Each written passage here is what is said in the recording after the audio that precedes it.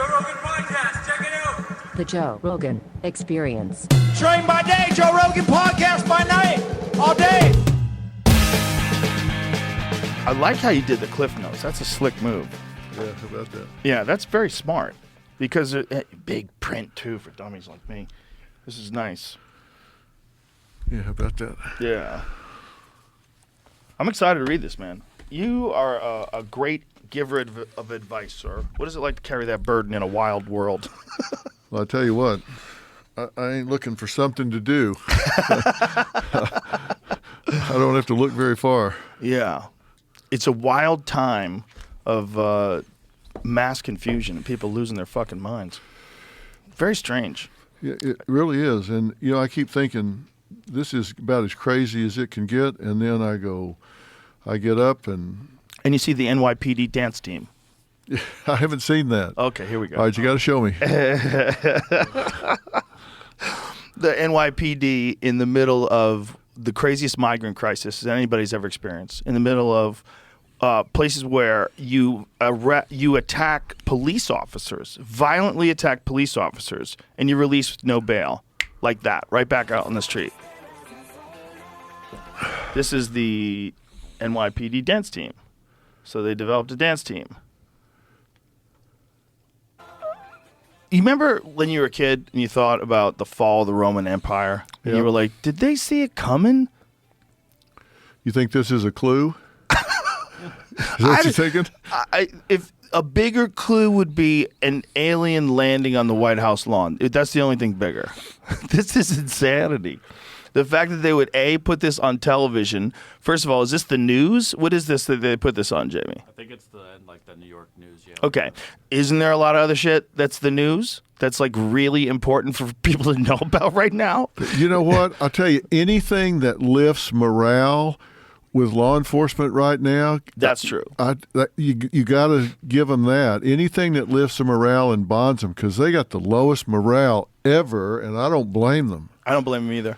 This is not the solution, but they should be massively funded, not defunded. You should train them better. You should, if you've got all these situations with people, you got people that, I mean, how much training is involved today in this time of such a demand for police officers, right?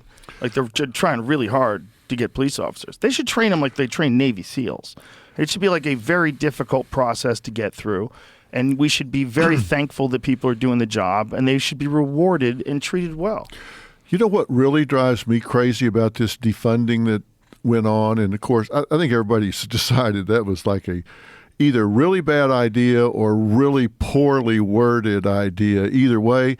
But listen, the last thing you want to do is try to get police officers to wear 3 or 4 different hats.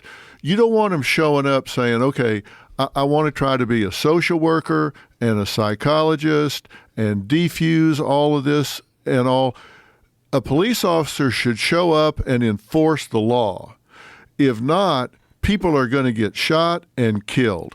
Police officers should show up and suppress illegal activity, disarm people that are a threat, and after all that's done, then fine. Bring in somebody that is a social worker or whatever, but you don't want a police officer doing all of that stuff. They're there to do one job, and that is suppress illegal behavior, disarm dangerous people, and they need to do it as quickly and efficiently as they can. They don't want to do all that. They got one job. Right. And they need to do that one job and do it very well. And they don't need people in there saying, well, you need to kind of talk to them and you need to this, you need to that. I'm not saying be heavy-handed or badge-heavy, but they need to do what they're there to do and then let other people come in behind them and try to do all the rest of the stuff. You don't want a cop doing 3 different jobs. You want them doing one job, and that's suppress illegal behavior, get it under control, and then let somebody else do everything else. Yes. And you need money for that. Of course you do. You can't have defund the police and expect things to get better. No. The whole idea behind that is so insane. It was, and let me tell you, the people that were yelling defund the police weren't speaking for the people they were protecting. In those neighborhoods, they didn't want less police. No. They didn't want less police. It was their businesses that were getting robbed. Their businesses were getting burned down. They didn't want less police. And it's so often that these activists, and I call it tyranny of the fringe. I've written this new book we'll talk about, I'm sure, in due time. But I talk about tyranny of the fringe. These activists aren't speaking for the people they say they're speaking for. They're speaking for themselves. They like the camera. They like the attention. They're not speaking for the groups they supposedly are speaking for. And it works. That's what's crazy. It's effective. And in this day and age, when it's attached to something like the idea of being a progressive or being a good person, being on the left, being a kind person, you go along with these things, and the next thing you know, you're supporting the wildest of the leftists. You're supporting Antifa. You're turning a blind eye to violent thugs. And this is how screwed up everything's gotten just over the last few years.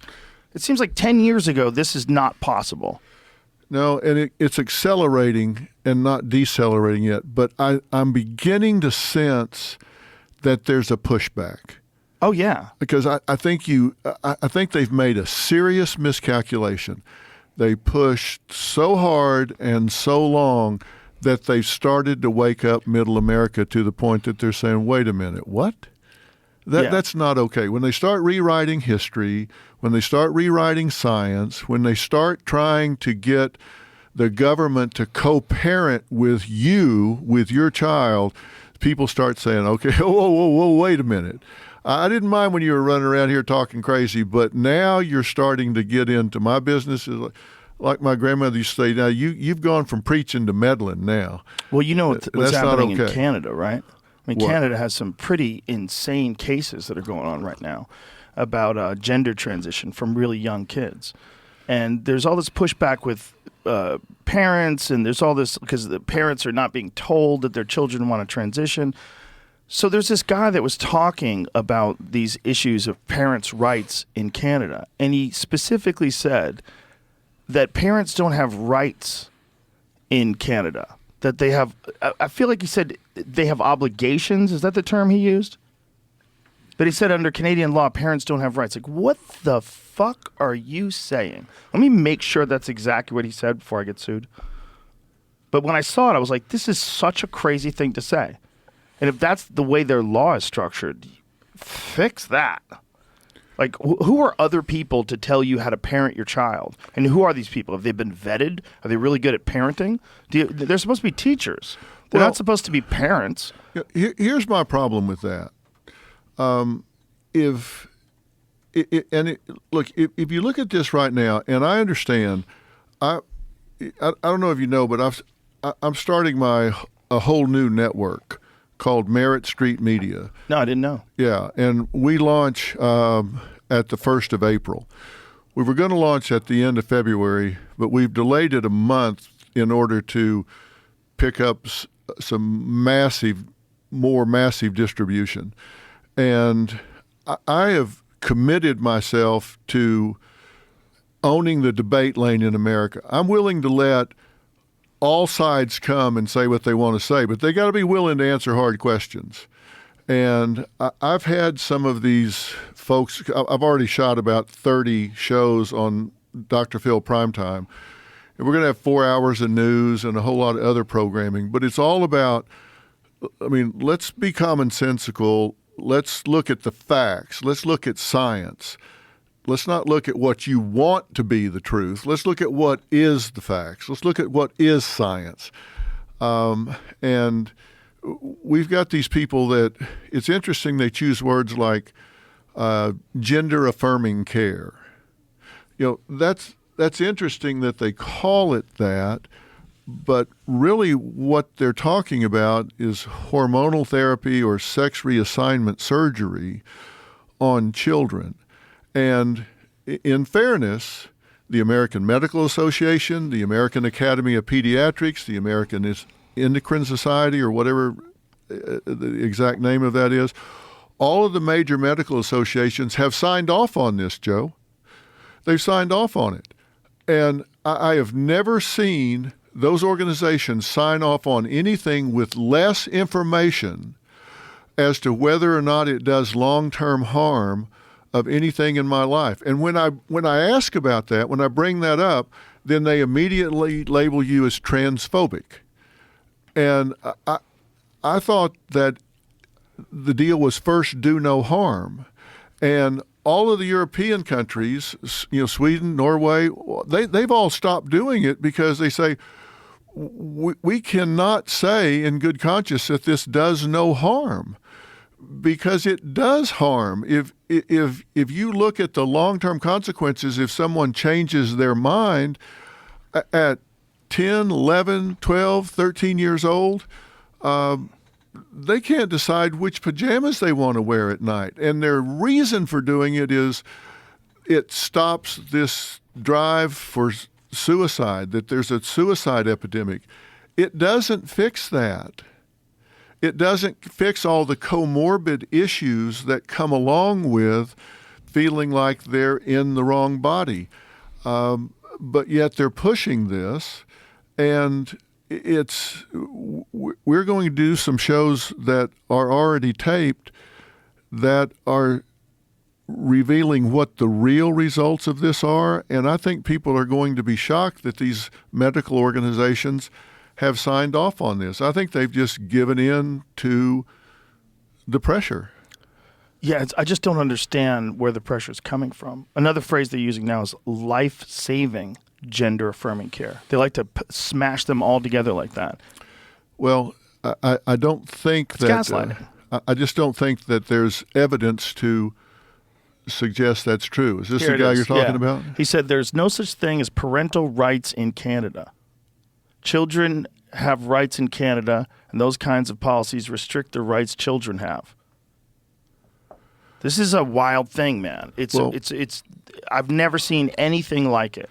But America's not far behind that, because No. I've talked to a lot of teachers, and they're telling me that they have a duty to the children, that if the child is not ready to talk to their parents about this, that it's okay for them to keep a secret from the child. Now, let me tell you what my problems with this are and see what you think.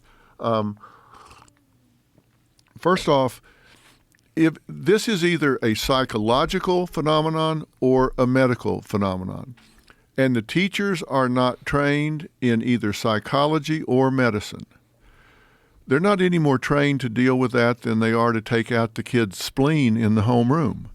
So if that's true, if it's a psychological thing, if it's gender dysphoria, or it's a medical issue, then you need someone trained in child psychology, psychiatry, or medicine. And the teacher's not trained in any of those three things. Like I say, they're not any more trained in that than they are to take out the child's spleen. So how are they qualified to deal with that? Secondly, it's teaching the child to keep a secret from their parents. It's teaching deception and interfering between the child's relationship with their parent. Now, their issue with their justification for that is, well, if the child goes home and announces this, or if we tell it to the parent, then the child could get abused, the child could get judged, the child could get kicked to the curb. But they have to admit statistically that is very rare. And if that's the case, that's what we have Department of Child and Family Services for. That's what we have Child Protective Services for. If that's the case, then you call in for some intervention if the child is being abused at home for whatever reason. Then you get intervention in that way. But you don't come between the child and their parent. The parent has the right to know what's going on. Without a doubt. And also, these people that are teaching these kids, do we even know them? You don't know them. I mean, how much do you know about them before they start teaching your kids? Well, that's it could the thing. be insane. It's not like the threshold for teachers is so high that only the elite of the elite cross it. You see a lot of these weird people teaching classes, and you don't necessarily want them giving advice to children about decisions for the rest of their life. And here's an important point that people need to really take into consideration. There's a reason why they have little kids become suicide bombers. Because you can talk kids into almost anything. You can talk them into believing in Santa Claus. You talk kids into believing in all kinds of ridiculous shit because they're really young. You could easily convince them in one way or another that they're anything, that they're queer, that they're trans. You could 100% convince some kids of all kinds of things, especially by reinforcing it with love and support and happiness. You can convince people of a lot of things. That's what's uncomfortable for a lot of people. For a lot of gay people, they're uncomfortable with the idea that a lot of these kids are just going to grow up to become gay. My friend Tim Dillon's talked about that a bunch. He says it's homophobic. It's like they're trying to say, no, you're a girl, when really maybe you're just gay. Like, that's okay. It was always a thing, and now all of a sudden it's getting, you're looking at little kids. It might just be gay kids. You're saying maybe you're a girl. Maybe you need to go to a gender reassigning surgery center and never have an erection or an orgasm for the rest of your life. Like, what the fuck are we doing? Yeah, they're so young. It's not. I don't think it's appropriate or safe for children, and I think there is a huge body of literature that addresses these issues from end to end. There's not a huge body of literature about the transgender population, and that's the problem. And what literature is out there suggests that you get, and this is what you see from the European countries. They've done study after study from these suppressive hormones compared to doing psychotherapy, and there's not much difference. If you do psychotherapy, you can ease the depression, you can ease the suicidal tendencies with psychotherapy without doing the irreversible things. They say, well, you can reverse those things. No, that's not true. If you arrest the development, that can have ramifications long term, or at least they can't say it doesn't have ramifications long term. There's also serious side effects from the hormone blockers. Well, of course, and if you're doing testosterone blockers, for example, that does have long-term consequences. And my point is, they can't say it doesn't. They don't have a body of literature that says it doesn't. And what do you I'm think not is a physician. Behind it, though? Like, how did this? This is so contrary to the way most people feel, what do you think is behind it? Especially the push towards children, affirming children. Do you think it's because there's people that are queer or LGBT, whatever, and they want other people to be a part of their group?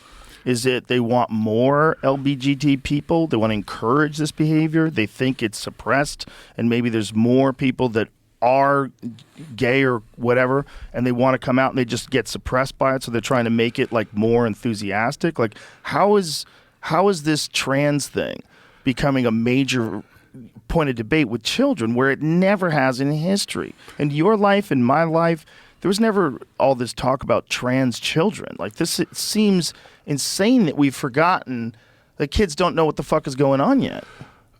I think a lot of it is owing to social media platforms and the internet. I think this is what I'm talking about when I say the activist, I don't think speak for the community at large. I think they get an agenda that they're pushing, and I think they really get wrapped up in this, and it gets a lot of oxygen on the internet. It gets a lot of oxygen on social media platform. Now, they say there's no social contagion here, but the girls that are claiming to be transgender, that percentage has gone up. Some reports say it's gone up 800%, 1,000% over the last several years, and they say, well, that's because they feel more comfortable talking about it now. Is that true, or is it because you read about it, you see it on social media, and you think, well, I can distinguish myself in this way? I think there is a social contagion effect, so people jump on the bandwagon, and if it's for a short period of time, but they've done things that can't be reversed, I think that's really tragic. And they say there are very few detransitioners.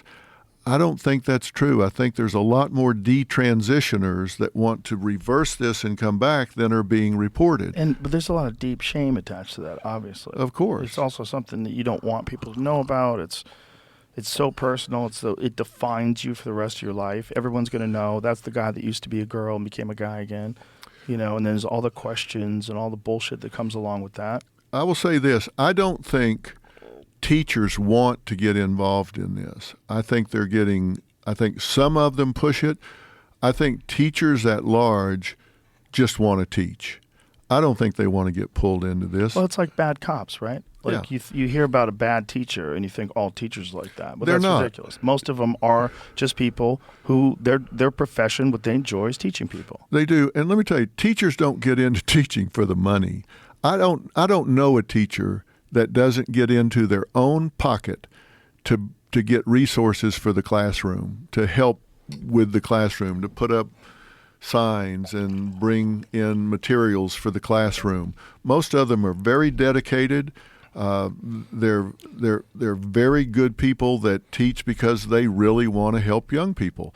I think they're some of the most underpaid, dedicated people in this entire country, and they don't want to deal with this stuff. Agreed. I feel the same way as I feel about teachers as I do about police officers. I think most of them are great. I do too. Just I there's think a they're small great. amount of interactions that people have. And I also think about both teachers and police officers, the stress of their job and the experiences that they have, particularly if you're teaching public school in maybe a sketchy area. I mean, those people are risking their health often. There's violence. It happens all the time to teachers. There's all these cell phone videos of teachers getting beat up. I did a show last week with 3 teachers from around the country that tried to take a cell phone, tell a student to put their cell phone away, and got attacked.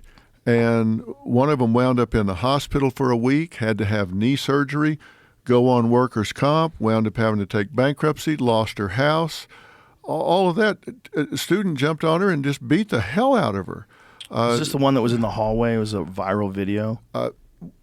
Well, the one I'm talking about had 67 million views. Is this a woman that was beat up by a man or a young boy? No, I saw that one. This one was beat up by a girl. Another girl? And, here's the thing. There were all of these students taking videos of it, but nobody helping. Finally, somebody pulled the girl off the teacher. Well, they're scared.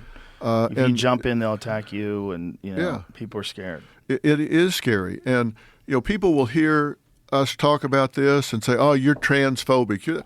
I don't hate anybody. I just am concerned for the welfare of young people that get led in a particular direction. Well, that's just a way to silence people from talking about it. They'll say you're transphobic. Well, and it might not even necessarily be people. I have a feeling a lot of the shit that we're dealing with online is foreign agents. And then what they're doing is setting up thousands and thousands of accounts and targeting specific topics and specific things. And I think that's one of them. I think it would be a great way to weaken America, to make everybody at each other's throats about the dumbest fucking things, and then even put children and children's health and lives at risk with this crazy shit that we're talking about right now. And the more that stuff is going on in our country, the more there's going to be a decay of our appreciation for America, less patriotism, less paying attention to what we're doing. Well, let me tell you, I've been, you've heard all of these stories of people getting swatted. Yes. And for anybody that doesn't know, that's when they call in a phony report, and so a SWAT team shows up at your house. That can go south in a hurry. And it has. Yeah, it people has. Have died. People have been shot. Yeah. Since New Year's Eve, Robin and I have had SWAT incidences 6 times. Jesus Christ. And I'm no victim, so I fight back. And I've got cybersecurity people, and we got involved and found out what was going on. And the source of this was a group out of Russia. Of course. And these bot farms when people say that, you think these are phony accounts and people are hating on the internet and posting all this stuff up and they're not real accounts. These bot farms, some of them, these accounts are 10 or 12 years old, and they've got millions, not 10 or 10,000 or 12,000, millions in these bot farms. And so we've been getting into all that with our cybersecurity experts. And when all of a sudden somebody targets somebody and says, oh, they're transphobic or they're racist or whatever, and you get into who all saying this, these aren't real accounts. Exactly. They're not real people. Exactly. And so somebody gets, oh, well, I need to apologize for this or apologize for that.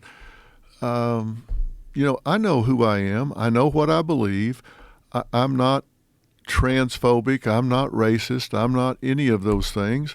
And so, but they jump on and start saying all that stuff about you. Well, you just got to decide, who you are or you don't.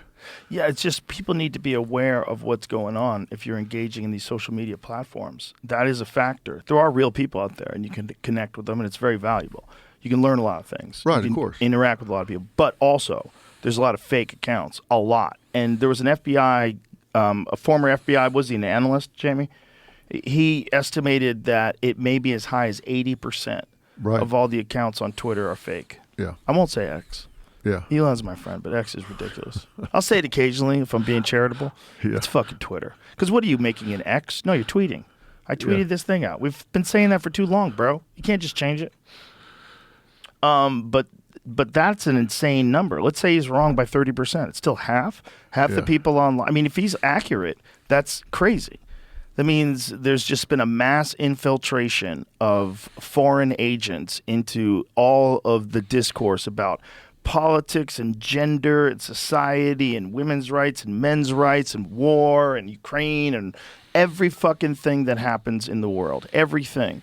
And you're getting confused as to what the general consensus is of the population. Because you go out with most people, and you're like, what do you think about that? And they're like, fuck that. You're like, yeah, right, fuck that. Why is everybody going along with this? What the hell's going on? Yeah, it's like the emperor's new clothes. Nobody wants to speak up because they don't want to seem like a fool. But, I did not want to write another book. I told Robin I'd written 9 books, and I said, I'm done. My last book will be an autobiography when I'm sitting out in the backyard or playing golf every day.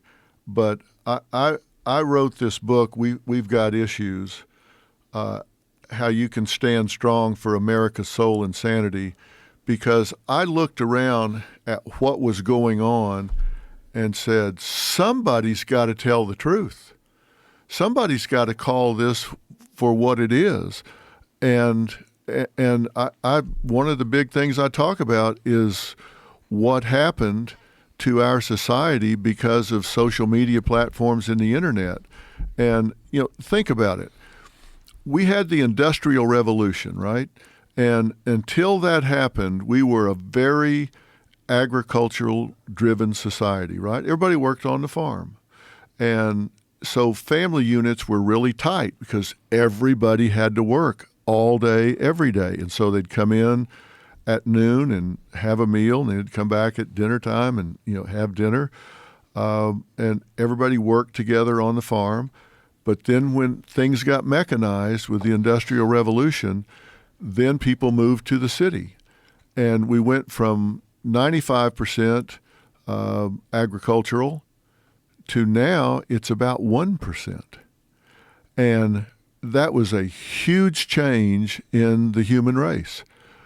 And there's not been that big a change until 2008 or 2009. And that was the advent of the smartphone. It was like big airplanes flew over the country and dropped smartphones on everybody. That's the biggest change in society since the Industrial Revolution. Think about it. Yeah. We went from walking around with our heads up like this to down. People check their phone an average of 352 times a day. Think about 352 times a day. That's insane. Now that's adults and children alike. And look what happened to kids. When I turned 16, when I was 15 and 364 days, 23 hours, and 59 minutes, I was at the DMV waiting to get my driver's license, right? Now, kids turn 16, they don't even go get their driver's license. Yeah, I'll get it sometime. Yep. They start dating later. They start having sex later. They get their driver's license, everything later. Why? Because they're watching people live their lives on the internet instead of living their own lives. And in 08, 09, and 10, we saw the biggest spikes in depression, anxiety, suicide, and loneliness since they've been keeping records. That's when the cell phones came out. That's when smartphones came out. That's when the internet blew up. Because people started watching people live their lives instead of living their own life, and those lives they were watching were fiction. And they compared their life to that life and said, I suck. Well, there's a lot of depression amongst women, more self-harm than ever, more suicidal ideology and suicide. It's like Jonathan Haidt's work, the Coddling of the American Mind. It shows like there's a real spike when social media becomes invented because you're comparing yourself, and it just there's no compare. You can't compare. It's not. Yeah. First of all, those people are either surgically altered or they're using filters. There's a lot of them. I mean, some of them are natural, but for the most part, you're getting these glamorous depictions of a life that's impossible for you to imagine. It's depressing. Yeah, and so I've had influencers on the show that said, I post a video where I'm putting on all these clothes and saying I'm going to the NBA All-Star game, and should I wear this or should I wear that? They said as soon as that camera stops, I carefully take those clothes off because I don't own them. I have to take them back to the store. I'm not going to the NBA All-Star game. I'm going to sit on the couch in my sweats just like everybody else. You've seen it. There's that private jet thing. That private jet thing in Santa Monica. They rent that out by the 15 minutes. Yeah, you go into a fake private jet and you take photos like you're, living the jet set lifestyle. You're just on a set somewhere. It's in a warehouse out there, and they get in there and put on their beach clothes and then their ski clothes. They ain't going anywhere. They ain't going anywhere. But everybody compares themselves to that and go, I'm such a loser. My life sucks, and so they compare themselves and go, I'm no good, and so.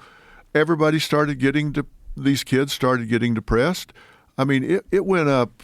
The thing is, like, if you do it really well, if you become a fitness influencer or an online influencer and do it really well, you become super successful and you can actually make a really good living doing it. So what we're seeing with a lot of these people are just like really bad open micers. Yeah. Like they want to be Dave Chappelle. Yeah. But it's a long way to the top if you want to rock and roll. If you want to be an influencer, they're just sort of LARPing. Well, listen to this. Since 2010 and 2011, there was a 62% increase for older teens, 189% increase in depression for preteens, 70% increase in suicide for older teens, 151% increase for preteens. I mean, that's terrible. Terrible. And I think the biggest part of it is because they stop living their lives. They don't have friends. They don't get out and do activities. They're addicted to this two-dimensional screen. Yeah.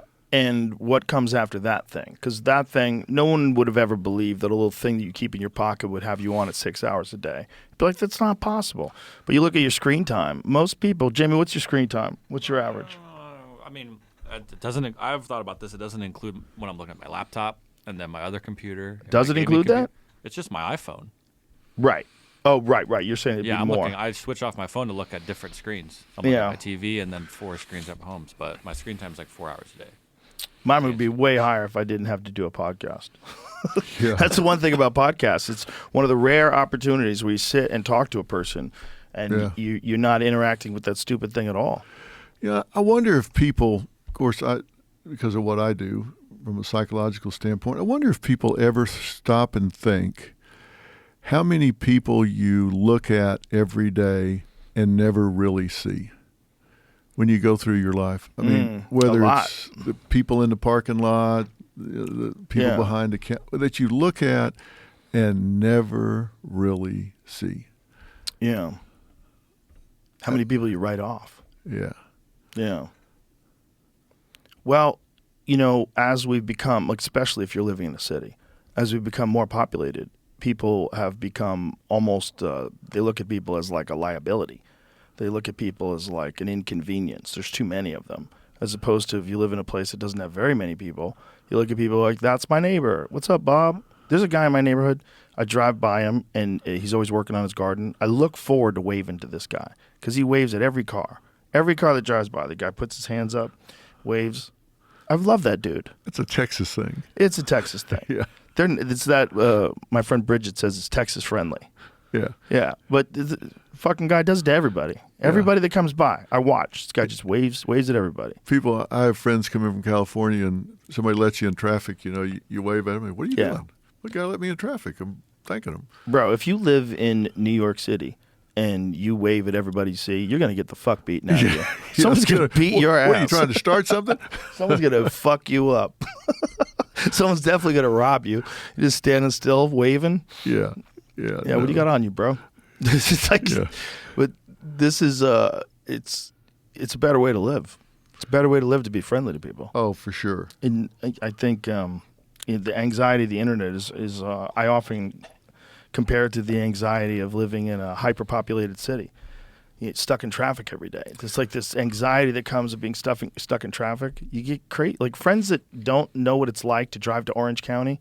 We went to Orange County this past weekend for the UFC. And you're driving in Orange County, but you ain't going nowhere at 5 p.m. You ain't going nowhere. No. You're going nowhere. That's bumper to bumper. Everywhere you look, it's wild, and it takes hours to get anywhere. And salute those heroes, those people who live in Orange County and commute to L.A. You people are savages. You just wanted a backyard so bad. Yeah. And when you get home, you got it made, but it's hell getting there. It's hell getting there. But with a lot of them, what they do is they just take the ride home as bad.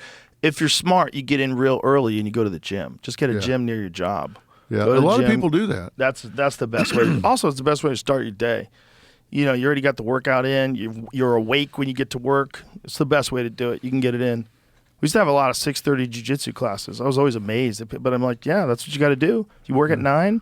Get in there at 6:30. You beat traffic. You made it downtown. Yeah, you got to adapt. You got to adapt. And things are changing, but we're not adapting very well in too many areas. We're not adapting very well. That's what my fear is. My fear is that technology moves so fast, the only way to adapt is to integrate.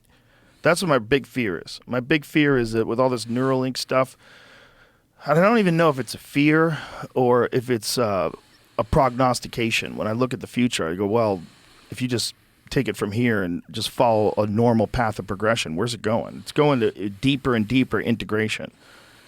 And it's my fear that this is what we're looking forward to. We're looking forward to some sort of integration, whether it's a headpiece or an actual implant. I don't think we're very far away from that. No, this AI is going to change things in a big way.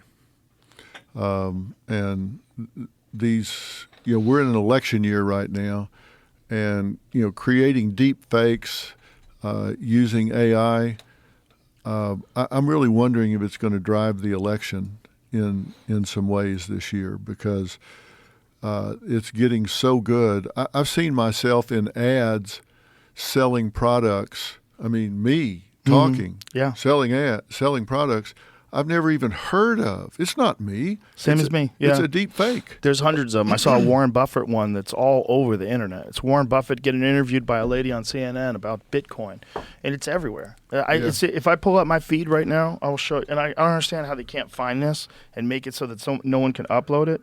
But this video is in. I'll show you because it's so crazy. It's in so much of my feed. All these. Giveaway. These are all different versions of the same video. It's like 35% of my feed. All these giveaway. Yeah. There's so many of them. And it's all the same thing. It's all Warren Buffett telling you about Bitcoin and something that they're doing, and it's all a deep fake. Yeah, and I don't know how we try to send out cease and desist letters and all this stuff. They just change the corporate entity and pop up again. I've done the whole rabbit hole. It goes all the way back to Russia. It's the same kind of thing. Or it goes somewhere else. Yeah. There's a bunch of foreign countries that are doing it. And they're doing it for, especially with these kind of things. It's like the Nigerian print scam. It's like they know how to make money. You don't have to get everybody. If you cast a wide net, you get a few fish. Most fish are like, I see that net. Get the fuck out of here. But there's a lot of people that are just dull-minded. And they've got a little bit of money in their bank account, and next thing you know, they're investing in some fake Bitcoin exchange.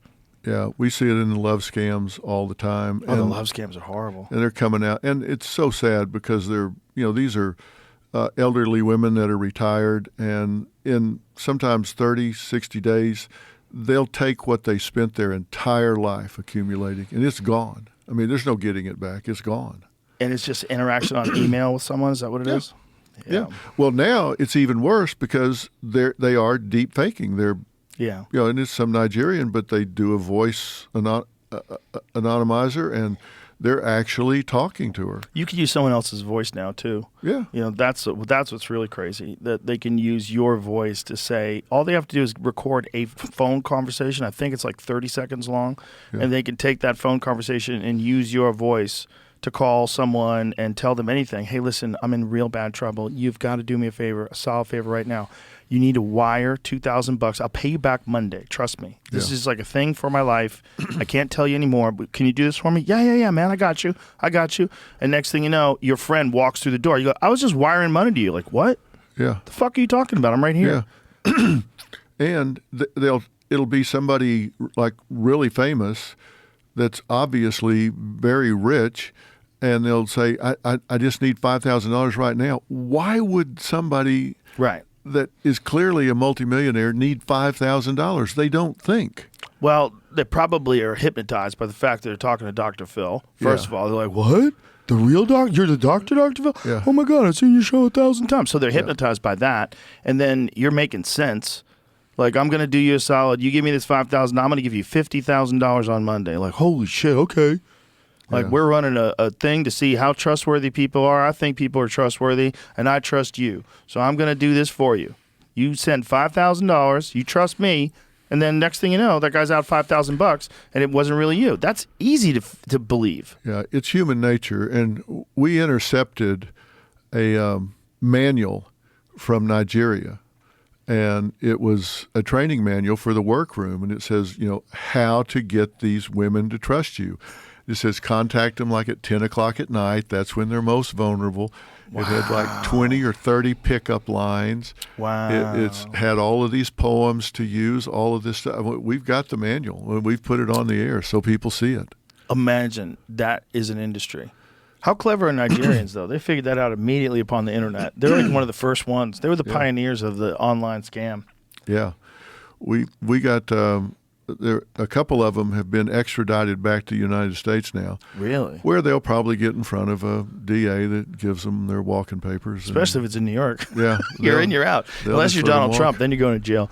Yeah. But what they're doing is pretty wild that they use the internet that way. I mean, I wonder how big that industry is. I bet it's pretty sizable. Oh, I think it's $1 billion industry. I think they're taking down $1 billion. I think it's big money. God. We've had some on the show where they've taken down $1 million from one woman. Oh. And sometimes it's 10,000, 20,000. Sometimes it's 100,000. But we've had them. It's $1 million. I was watching this one really sad one. It was this lady and her dad. And her dad, the mama died, and the dad was lonely. And the dad had been interacting with some woman, and he went all the way to Europe to meet her. He had been sending her money. Went all the way to Europe to meet her, and then something came up, and she couldn't meet him.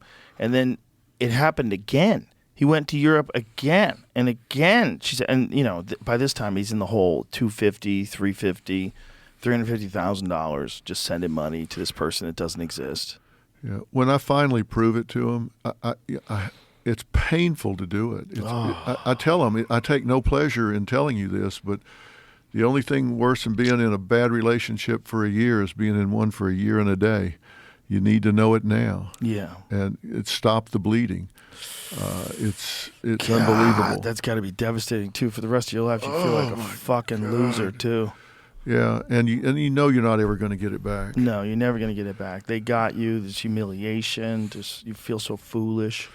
Yeah, and when they realize it's a foreigner that's taken it from somewhere that is halfway around the world, it's terrible. And yeah, I think part of that is why people are so kind of paranoid about what's happening at the border. With people coming across, and they know that they're coming across from so many different countries now. I think there's a distrust. Well, rightly so. I mean, this is something that every president has agreed on. If you go back and watch Obama's speeches, you go back and watch Bush's speeches, all the presidents before us, including Clinton, have all talked about having a border, having a strong border, having a protected border. But this is a weird thing they're doing. They're just letting people come in, and the Red Cross is encouraging it. Different groups are encouraging it. They're giving people maps, showing them how to do it. This is crazy.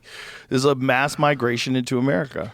Well, I've been to the border recently, and I talked to those guards down there, and I'm telling you, I spent just a day down there, and I know there have been people that have spent a lot more time down there than that. But what I heard down there was even knowing, I felt like I knew a lot about it before I went down there, but I was shocked. As much as I thought I knew about it, I was shocked when I got down there. Though, first off, the morale among those guards down there is the fact that they're hanging in and doing as well as they are is they're turning into social workers. They went down there to be guards, and they say what we're doing now, instead of apprehending these people, is we're greeting these people, and we're processing them and giving them money and resources. And it's interesting. You've been down there, right? I have not. There are the Texas border guards, and they wear brown uniforms. And then there are the federal that wear green. And if you get apprehended by a brown uniform, you get arrested, processed, and sent back. If you get apprehended by a green uniform, you get arrested, processed, given a court date in 4 years, 7 years, or whatever, and released into the country. So they run to the green uniforms and run away from the brown uniforms. Same job, different color uniforms. The green uniforms, their court date might be 7 years. But if they run into a green uniform, they get processed, money, and they're into the country. That's wild. And when did that start happening? It's been going on for a good while. Now, Abbott, of course, has been taking some of them and bussing them up into different locations. Yeah. Instead of sending them back, which has lately been something you can't do. You can't send them back. So they can't send them back now? Well, I don't know what they're doing with them since this last thing that they just came up with. In talking to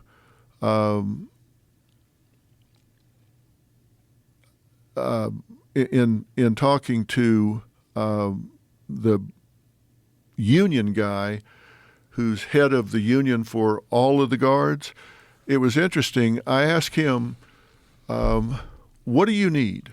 What do you need down here to do your job? His name is Brandon Judd. And he said, we don't need more money. We don't need more agents. We don't need new legislation. We just need you to let us do our job. we just need you to apply the laws that exist now, and we'll be fine. You don't need. We don't. I said, wait a minute. You're telling me you don't need more money or more agents? He said, no. Just let us do our job. If you we had in place a hold in Mexico instead of come over here. Just use the legislation that's on the books, and we're fine. We're not trying to keep people out. We just want to have enough of a flow control that we know who's coming in. These aren't bad guys that are trying to be mean to people down there. We just need to know who it is. What do you think the motivation is behind the federal border patrol people letting people go? Like, whose decision is this, and why? Forget about whose. We don't know that, right? Why? Why would they want that? What are the benefits of that? Is it cheap labor? Is it people eventually that will vote? Well, I think it's virtue signaling. I think they've taken this position that said, hey, we want everybody, and I get that. Listen, I'm very pro-immigration. I just think it needs to be legal. Yeah. You need to go through the process. Yeah. It's a felony to enter this country illegally. And so, but they're doing that, and they're pulling them out of the water. They're pulling them off of the wall and processing them and giving them a court date that, because of our system, is sometimes 7 or 10 years, and then they're legally in the country. They've got papers. They can say, no, I was processed at the border. They're just not coming through the ports of entry. Right, but you're aware that this is happening all over the world, right? Right. Yeah. So what do you think the motivation? There's got to be some sort of a decision that's been made to allow this to happen, or to not stop it from happening, or to encourage it to happen. It's not like this is like a spontaneous, organic movement. People just decide to move to Europe, and people just decide to move to America. It seems like it's something coordinated, right? Well, look at it this way. You look at California, for example, and I said we've got issues. I talk about 10 principles for healthy society, and one is you don't reward bad behavior. We've got people that we know are lawbreakers if they're coming in illegally. And so what do we expect them to do once they get here? And we're rewarding that behavior. They come in illegally. We reward it by giving them a free pass for 7 to 10 years, because that's how long it's going to take for them to get a hearing. And you know how many will show up for that hearing? And most people would say none. No, I bet you they all show up for their hearings, because it's been 7 to 10 years, and they'll show up and say, hey, I've been waiting 7 to 10 years. The system will probably at that point let them stay. They've been here 7 to 10 years. They've had children who are citizens because they were now born in the country. I bet you a high percentage of them show up for those hearings because they will predict getting a good result when they show up for the hearing. And they'll have American-born children at that point. So we're subsidizing behavior that we don't want. We don't know who it is. And we've got they tell me that between 2010 and 2020, they had about 1,100 to 1,500 Chinese come across the border. And in the first 11 months of 2023, they had about 33,000 come across the border. Are you worried about that in terms of it being a military threat? Are you thinking these are people that are escaping a totalitarian, oppressive government, and they want to be able to make their own money and live in the land of the free and the home of the brave? Yes. Both. I think there are people that 100% want to get out away from the oppressive government there, for sure. And the number of military-aged men, now I'm just told by people that are at the border and have witnessed this themselves. The number of military-age men that are showing up with military haircuts, clearly in shape. They're saying these guys are showing up with six-packs and military boots that are coming in is not an insignificant number. Now, where are they going? We don't know. We don't know where they're going. We're not following them. We're not tracking them. And one thing I want to be real careful about, and I'm very sincere about this, I don't want to say anything that causes people to feel badly or foster any kind of hatred toward Asian people in the United States. It's not the people, it's the government that's the problem. I think that we've got, it's just like if they are sending people over here that are military aged with an agenda, would we be naive to think that if we've let that many in, that they couldn't spread out across the country and in some coordinated effort attack the energy grid here on a given day and create havoc? Of course they could. Of course they could. Do you remember when that cop went rogue in L.A. a few years back? I don't remember what caused it, what happened, what the situation was, but he just started killing people. He killed a bunch of people, killed a bunch of cops, and then they wound up getting to him near Big Bear. Somewhere up there, he had like holed up in a cabin, and they wound up shooting him. Do you remember that story? I remember it exactly. And he terrorized that city for as long as he was alive. He terrorized those cops. And a good friend of mine who knows a lot about the military world and the tactical world said, listen, man, it would take 10 dudes, 10 well-trained dudes, and they'd take over this fucking city.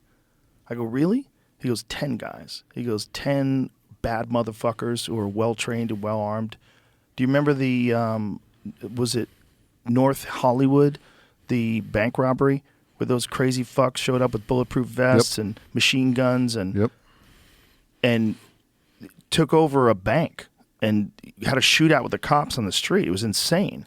It was like a scene out of Heat. That scares the fucking shit out of me. Well, it should. I mean, we should be afraid of that. With all this defund the police talk and then that happening at the same time. If you were playing chess and you were from another country, and we're so naive because nothing ever happens here. We try to imagine that it only happens in other places. But we're part of the reason why it's happening in a lot of these other places. And if you were from another country and you decided to slowly amass a force in the United States, that's what you would do. And to see this happening, to see that no one is saying that might be a possibility that's not being discussed. I mean, I hear a few people like you saying it. Brett Weinstein said it. A few other people say it. But most people don't even want to even put it out there. Yeah, and I don't want to sound like a conspiracy theorist, but let's be commonsensical here. How do I get on the Wi-Fi here? I want to show you something. Jamie, can you send it to him? Or let's pause here. Let's pause for a second, and Jamie will get you connected. Hold on a second. You ever seen a man type so fast with one hand? No, and he did it the first time, too. Jamie's a goddamn wizard. He's the best one-handed Googler on planet Earth. And now he's extra hindered because he's got Carl on his lap. I got him on the desk now. So Carl, I heard Carl snoring earlier. I was listening. I heard a little. Can I send this to Carl? Can you wake Carl up enough for me to send it to him? Sure. He's got quick pause. How can I send this to you? You can airdrop it. Jamie, help him out here. How do I send this to you? We're back. Can you play that? Maybe. What is it? This is from the border. It's a video of the border? Yeah. It's me talking to that Brandon Judd at the border. Okay, here we go. Will it play?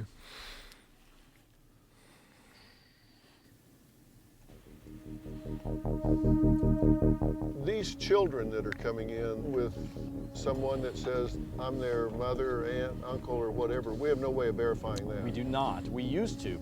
Under President Trump, we had rapid DNA testing. That's been done away with. Are they given money, these people that are released into the country? So it's our taxpayers that ultimately facilitate the travel. But yes, travel is facilitated and they are given all the necessities that they need. But that could be a trafficker. There's a very good possibility that they're being trafficked, that they're going into the sex industry, or they're being forced into the sweatshops. And we know that. We knowingly are spending our tax dollars to sell children into sex trafficking. How under any theory is that okay for us to be spending tax dollars to traffic children? Holy shit. Now, this is the head guy on the border. And I asked him when this went on a little more, we went in more depth. You know you're on camera here, right? You just said we're spending tax dollars to sell children into sex slavery. And he said, yeah. I said, why have you not talked about this? He said, nobody's ever asked me these pointed questions, but I'm grateful that you're asking them now. That's how out of control we are down there. We are paying money to take these children and sell them into sex slavery. They come in with these addresses written on their bodies, written on their arm, and we call up there and say, do you know so-and-so? Yes, we're waiting for them. Okay, they'll be on a plane or a bus, and you need to pick them up.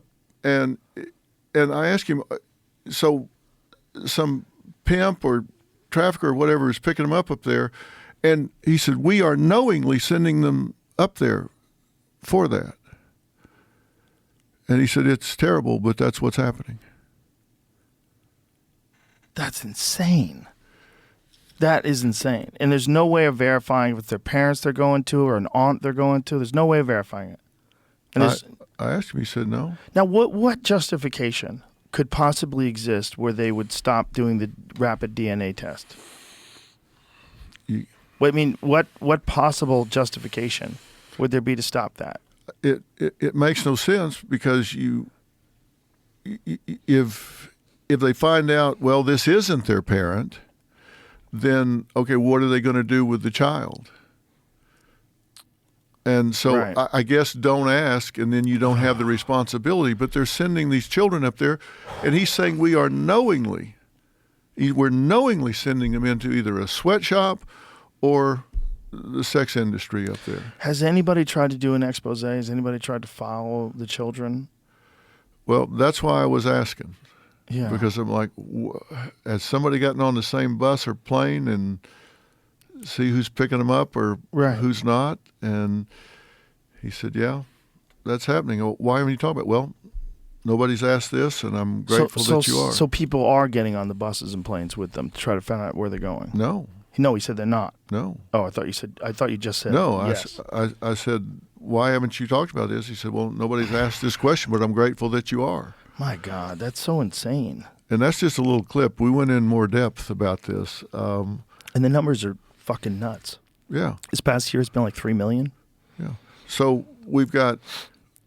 I've then dug into what's happening with Chinese buying, the Chinese government or Chinese nationals buying farmland, and I've got a map, if I can find it, of where they're buying this land, and it's around U.S. military installations. They're buying up land around U.S. military installations, and so when you look at the amount of land that they're buying, it's not all that much. It's a lot of land, but given as much land as there is, it's like maybe less than 1%. But when you look at it strategically around military installations, it's really concerning. And then when you look at what's happening at those military installations that they have land around, like B-2 stealth bomber training, drone training, and all. It's very, very troubling. God, it's so strategic where it's all placed. Yeah, if I can get a hold of that map and show it to you. It's kind of crazy that the United States has been invaded. And when did that start? With the purchase of farmland? You know, it's been going on. For how long?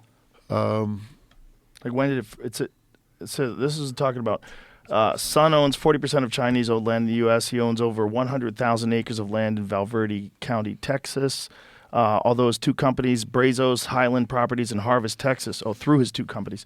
His purchases in 2016, 2017, his plans to build a wind farm, as well as his purported ties to Chinese military, drew scrutiny in Texas several years after his acquisitions. He ultimately was denied permission to proceed with his wind farm plans. So they own the land, but they won't let him proceed with the wind farm. Yeah, and they're building a wind farm where it's not very windy.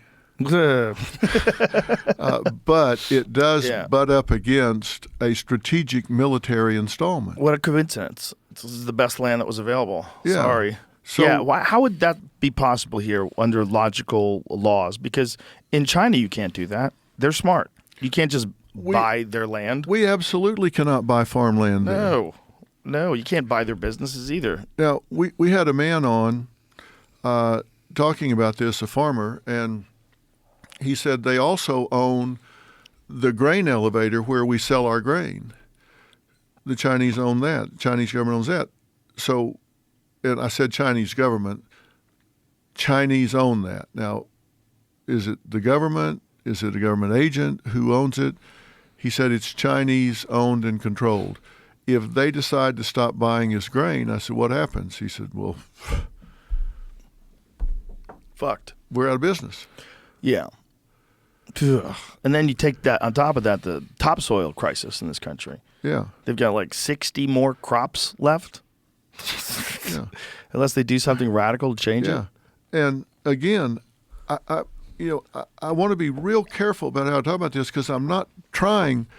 Look, we have so many Chinese Americans here that are wonderful people that contribute so much. I don't want to say anything to create any animus against these people or Chinese people in general. So many of these people are trying to get away from the Chinese Communist Party. They're just trying to get away from them.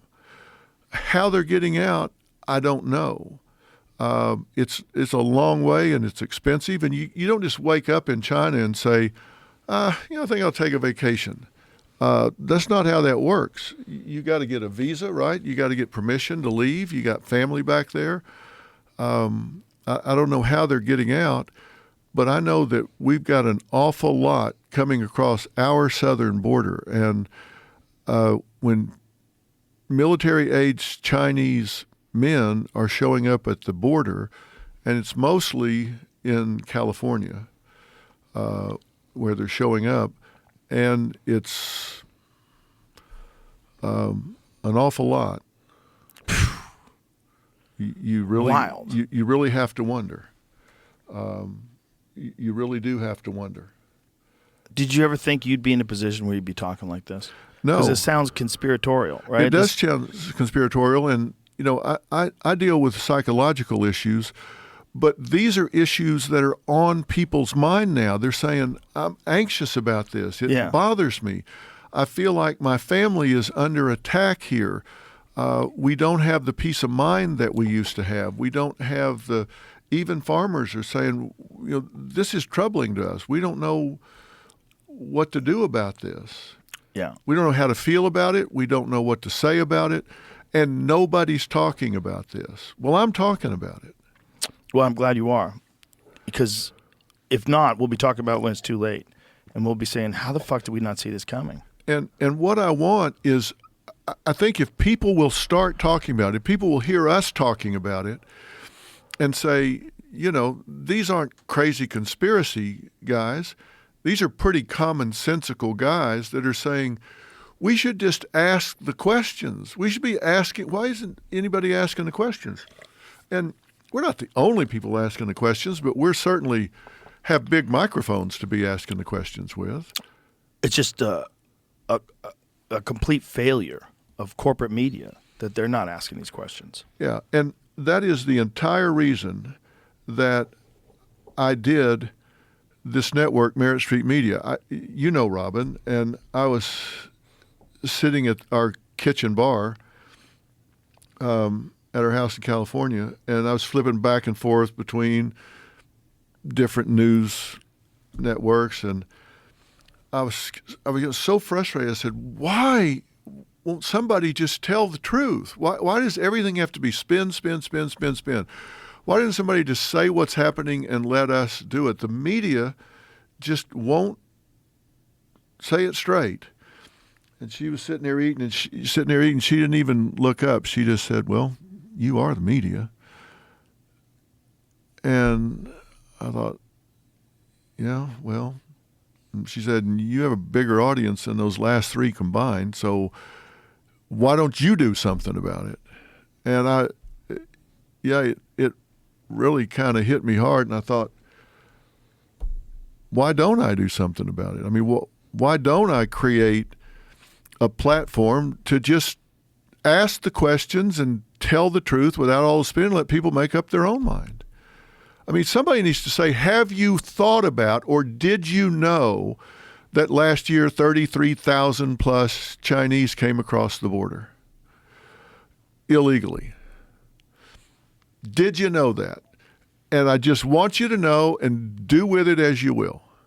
And if it causes you to start asking questions and writing your congressman or asking questions of them, then great. But you ought to at least know this is happening. I don't want you to come up 5 years from now and say, well, nobody ever said anything to me. Well, yeah, they did. I raised my hand and I said it. And maybe it'll cause somebody else to say it, and somebody else to say it. Has anybody had a conversation with you about this that has an opposing perspective? Oh, of course. I mean, what is their perspective? Their perspective is these aren't illegal immigrants. You can't. That's not kind to say they're illegal. Okay. Well, well, we've always used that term for lack of a better term. Well, okay, so undocumented. What do you want to call them? Well, that's unkind. They're migrants, and I understand they want to be here. I don't begrudge them that. If I was living over there, under an oppressive government like that, I would want to be gone, and I totally get it. I would want to be out of there. I really do. I get that. But that doesn't change the fact that we have to pretend that we don't know what's going on. We need to be aware of it. And if it means that we need to say, look, this is concerning. We shouldn't be selling farmland around military installations. There's a lot of land to buy. Wonder why they're buying it right up against military installations. Have any politicians talked about this? Has Trump ever talked about this? Not that I am aware of. Why would that not be something he would bring up? Well, you would certainly think he would. Yeah.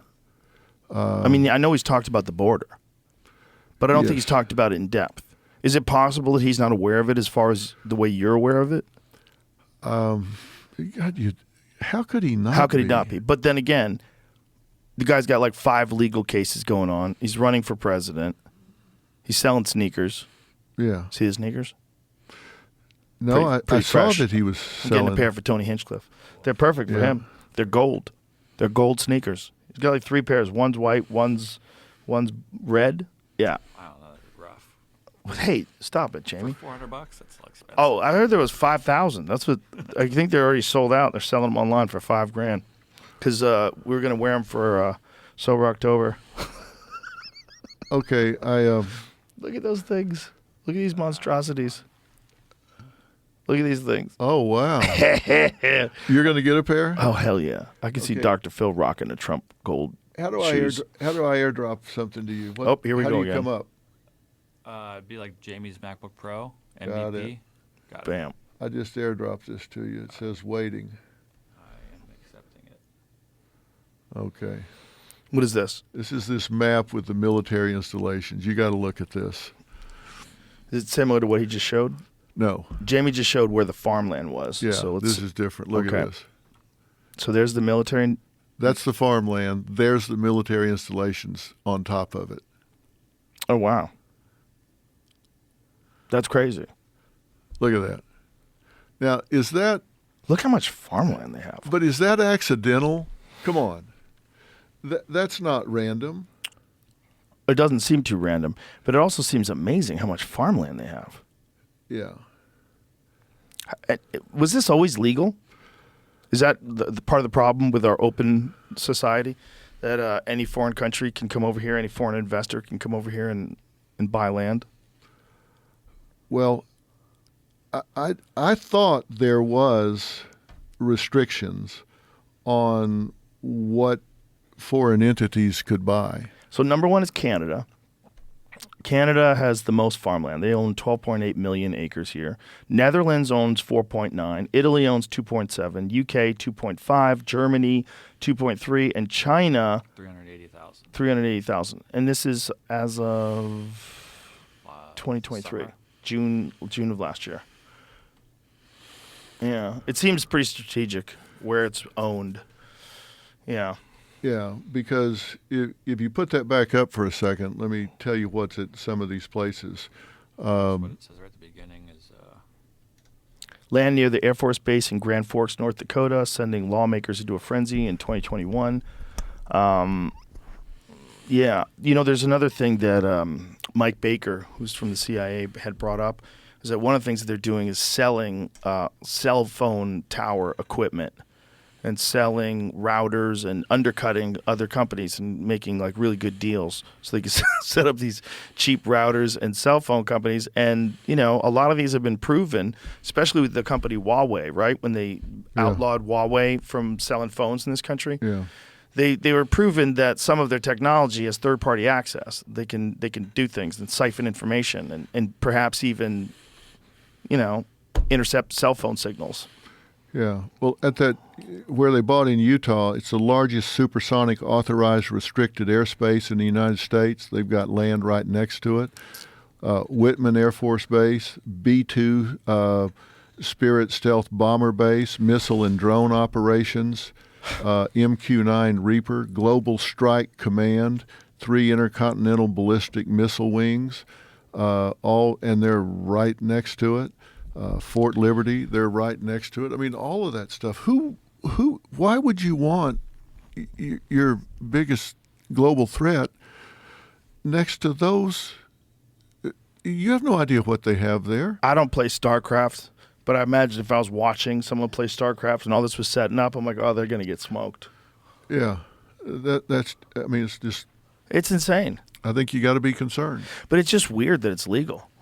It really is. It's really weird, and especially given what we know about Chinese corporations, that they are a part of the government. They work hand in hand. They don't get to be independent. Yeah, and so still, lawmakers from both parties want to limit purchases by Chinese companies, especially those with ties to the Chinese government, which is all of them, and individuals. To this end, there are several bills in Congress aimed at limiting Chinese ownership. Separately, the Biden administration is tightening its rules over who can buy land near military bases. We're going to tighten those rules. What does that mean? How about just make it illegal? Tightening the rules seems and you should take back the land. You know what worries me about our young generation is, I don't know if you saw what I had to say about Harvard and all that craziness with the anti-Semitic talk. Yeah. Yeah, we've talked about that ad nauseum. It was insane, right? I think one of the things I said was all they're doing is creating intellectual rot. They're not teaching these kids anything about critical thinking. I don't know what they're teaching at universities now, but if they're not teaching critical thinking, if they're not teaching these kids who we're getting ready to turn the world over to, for your kids, Jay's kids, my grandkids, how are they going to think their way through this? I mean, we're selling them this land here, and we're getting ready to turn the world over to kids who will be adults that we're not teaching to critically think. We're not teaching a meritocracy. How the hell does that work? We're also not encouraging different opinions. I mean, universities have always been a battleground of intellectual discourse where people get together and they debate things. But if you have an opposing opinion, they'll pull the fire alarm. They'll chant and scream and stop you from talking. They'll try to block speakers from coming. They'll call in bomb threats. Wild shit that is the exact opposite of what universities are supposed to be about. What debates are supposed to be about is an opportunity to prove that you're right. And if you're really good at debating, you can make that person look foolish, and you recruit more people to your side of thinking. That's a great way to figure out who's right and who's wrong. If you really believe that your opinions are so much more valid than some person who's a conservative Christian, let that person talk. Get on stage with them. Have an open discourse in front of the entire population of the student body. Let them all come, have it for free. Let people ask questions if they want. Just do it orderly and politely, and let's get to the bottom of it. Let's get to the bottom of it. Let's find out who's wrong and who's got ridiculous ideologies and who's looking at things from a fact-based perspective, or maybe there's a little bit of something from both sides you agree with. But there's only one way to find out. And you're not getting that from universities anymore. No, you've got to air it out. And what I've said about Merit Street media is I want to own the debate lane in America because nobody else is doing that. So, I mean, what an opportunity, right? What a void. Where I said, okay, look, I'll let both sides or three sides, whatever it is. Now, I'm not going to give a platform to the KKK or, some buddy that's just so out there, it's ridiculous. But I had a show I taped recently about transgender, and I had transgender counselors who are in favor of this completely, and the guy's really trained. I mean, he's actually done training about this, and I had people that were vehemently opposed to it. But I gave both sides an opportunity to and they had a really good discussion about it. Let's air it out. If you think you're right, say so and say why.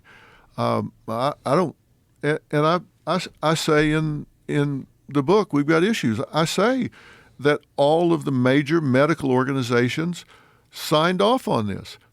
I say I don't think history's going to be very kind to them. I say my point of view, but I say, listen, I'm not a physician, so take what I say with a grain of salt, but all the medical associations say, hey, it's a good thing to do. I disagree. And I think the empirical science supports me, but they have signed off on it. Even in the book, I put both sides out there. I say I disagree, they don't. I had Dr. Carol Hooven on. Do you know her story? No. Oh, yes. No, I've had Carol Hooven. Yeah, I've had her on the podcast. Yeah, great. Isn't she a nice lady? She's a great lady. I thought you said Hooven on. No, Hooven. I thought it got a name. Yeah. Yeah. No, she was on quite a while ago. About transgender athletes. Yeah. Yeah, and she said the science is clear. Yeah. There's no way you can ever equate. You can't take enough testosterone blockers to ever get that back balanced again. She was on my show and Fox and Friends. They drummed her out. Yeah. They drummed her out of Harvard. For doing that. And that is one of the most sweet, compassionate ladies. They drummed her out for telling the truth. She's just telling the truth about the reality of human bodies. She just reported to science. Yeah. And when you make science illegal, then you've admitted that you're in a cult. You're running a cult. Yeah. Because if it's not science-based and you're not open to any discussion or debate, two things. One, you have an oppression hierarchy. well, you value trans women above biological women. You value them. That's the whole reason why sports exist in both a male and female division, is because we've agreed that it's unfair. We've agreed, we all know it to be true. It's just unfair. Are there exceptional women and non-exceptional men? Yes. Do they get no, but at the bottom of the men and the top of the women, there's not a lot of crossover when it comes to professional athletes. No. It's not fair at all. And do they have some decrease in performance from using estrogen and testosterone blockers and having their testicles removed? Sure. Yeah, definitely a decrease, but not enough. It's still a male mind. It's still like Chris Williamson was on here the other day talking about the differences in spatial recognition. Men have like the significant difference in the reaction time. There's like a bunch of different factors that don't go away when you transition someone to being a woman. And then there's tendon strength, and there's a bunch of things about the shape of the hips, the ability to generate force. All that stuff is like so much different. Well, wingspan. I mean, yeah. For swimmers, yeah. The swimmers, the difference was like 10%. It's also you're not even holding standards like is what they have to be. They don't have to have like X amount of testosterone or X amount of estrogen. They don't have to have gone through gender transition surgery. A lot of them have their testicles, and they're identifying as male, and it's like, or as female rather. Like, how are you allowing that? That seems insane. That seems like cheating. Like at its base level, you can identify as anything, but when you're getting into sports, that's the whole reason why Title IX was created, right? Is to protect women's sports. Yeah, and as soon as she said that, as soon as she reported the science, and actually she didn't do the science. She did a meta-analysis of like 50 studies and said, overall, here's what it says. I'm just telling you what it says. Do what you want with it. I'm just telling you what it says. Yeah. Transphobic, drummed her out. It's wild. And I had Riley Gaines on that show. I had a Olympic athlete, won multiple gold medals in the Olympics. Different people just said, you're just kidding yourself if you think it's the same. And I felt so bad that she had that result where they drummed her out. If we're not teaching critical thinking, if we're not adhering to science, if we're not embracing science, and when you talk about woke, they say they're postmodernist thinkers, which means they reject science, they reject morality, they reject those things that we've always kind of held as the fundamental building blocks of intellectual discourse. If that's the starting place, so we reject science, we reject objectivity. And everything has to be self-referential. If it's important to us at the time, that's our starting place. Well, I'm sorry, that doesn't work. It doesn't work. It just simply doesn't work. And if they're not teaching critical thinking, and if we're not embracing a meritocracy, what's going to happen to us? Nothing good. And this is all cult thinking. That's all it is. It's no different than being involved in some wacky sect that you see in a Netflix documentary. It's the same thing. You're not looking at reality. You're only adhering to what these rules are for your particular group. And it doesn't have to make sense. And it doesn't make sense. Well, internationally, we're 34th in math, 16th in science, and 9th in reading. And we're going down. So if we're not, that's what I mean about meritocracy. If we're not holding these kids to a standard and we're not actually teaching them to get prepared, how are we going to compete on the international stage? Well, you know the difference between the way our TikTok works and the Chinese version of it works? Well, I know they don't let them on it very much, if at all. They don't let them on it after 10 p.m., and they highlight science innovation, martial arts, athletic achievements. They highlight all these very positive things. That's what their algorithm promotes all these very positive things. suppresses all the other stuff, even deletes it and gets rid of it. They don't want any social contagions entering into their children. But on our side, it encourages that. It encourages the wackiest behavior. If you're a guy with a mustache and red nails and you're saying, I'm going to take all your kids, that guy is going to get massive traction on TikTok. He's going to be everywhere. Your kids are all going to be trans, and there's nothing you can do about them. Bah! The outrage, that's a 30 million view video. And then they monetize that. And then other people recognize that that's a successful pattern, just like those dorks that sit in the fake jet seats. Then they start doing it too. Then they start like, whatever I got to do to get the kind of attention that this person's getting. Okay, wear nails, wear a wig, wear this. There's probably fake trans influencers. There's people saying outrageous things specifically just to attract the algorithm. And the way I've described it is, this is a thing that I stole from Tony Robbins. Tony Robbins was talking about at one point in time, I'm pretty sure it was him, talking about how if you have two ships that are going in the same direction, parallel to each other, and one of them just takes a slight turn, as time goes on, that one's going to be so much further off the original path. And that's what I'm worried about with us, is that all this TikTok stuff and all this social media stuff, it's pushing the norm so much further away. Like you were saying before that people pushed back because they went so far with all this craziness that people are pushing back. But what Jordan Peterson has talked about, and I think he's brilliant with this, he's like, what they'll do is they'll push until you say enough, and then they stop, and then they wait, and then they push a little further, and then you wait a while, maybe less than the time before, and then you stop them again. And then this keeps going on for a long time, and you're so much further away from what you agreed upon was acceptable when you initially started. They just keep pushing. They just keep pushing, and you resist a little bit, and then they stop, and then they push a little more. And it comes in waves. And by the end of it, you're in a position that's unrecognizable. And that's kind of where we are right now. What do you think it's going to take to stop it? I mean, really stop it. Not in waves, but stop it. Nothing good. I'm a little terrified because I think that the grip that money has, I'm just going to say money. Forget about defining it. The grip that money has over politics and political decisions that are made in this country is unshakable.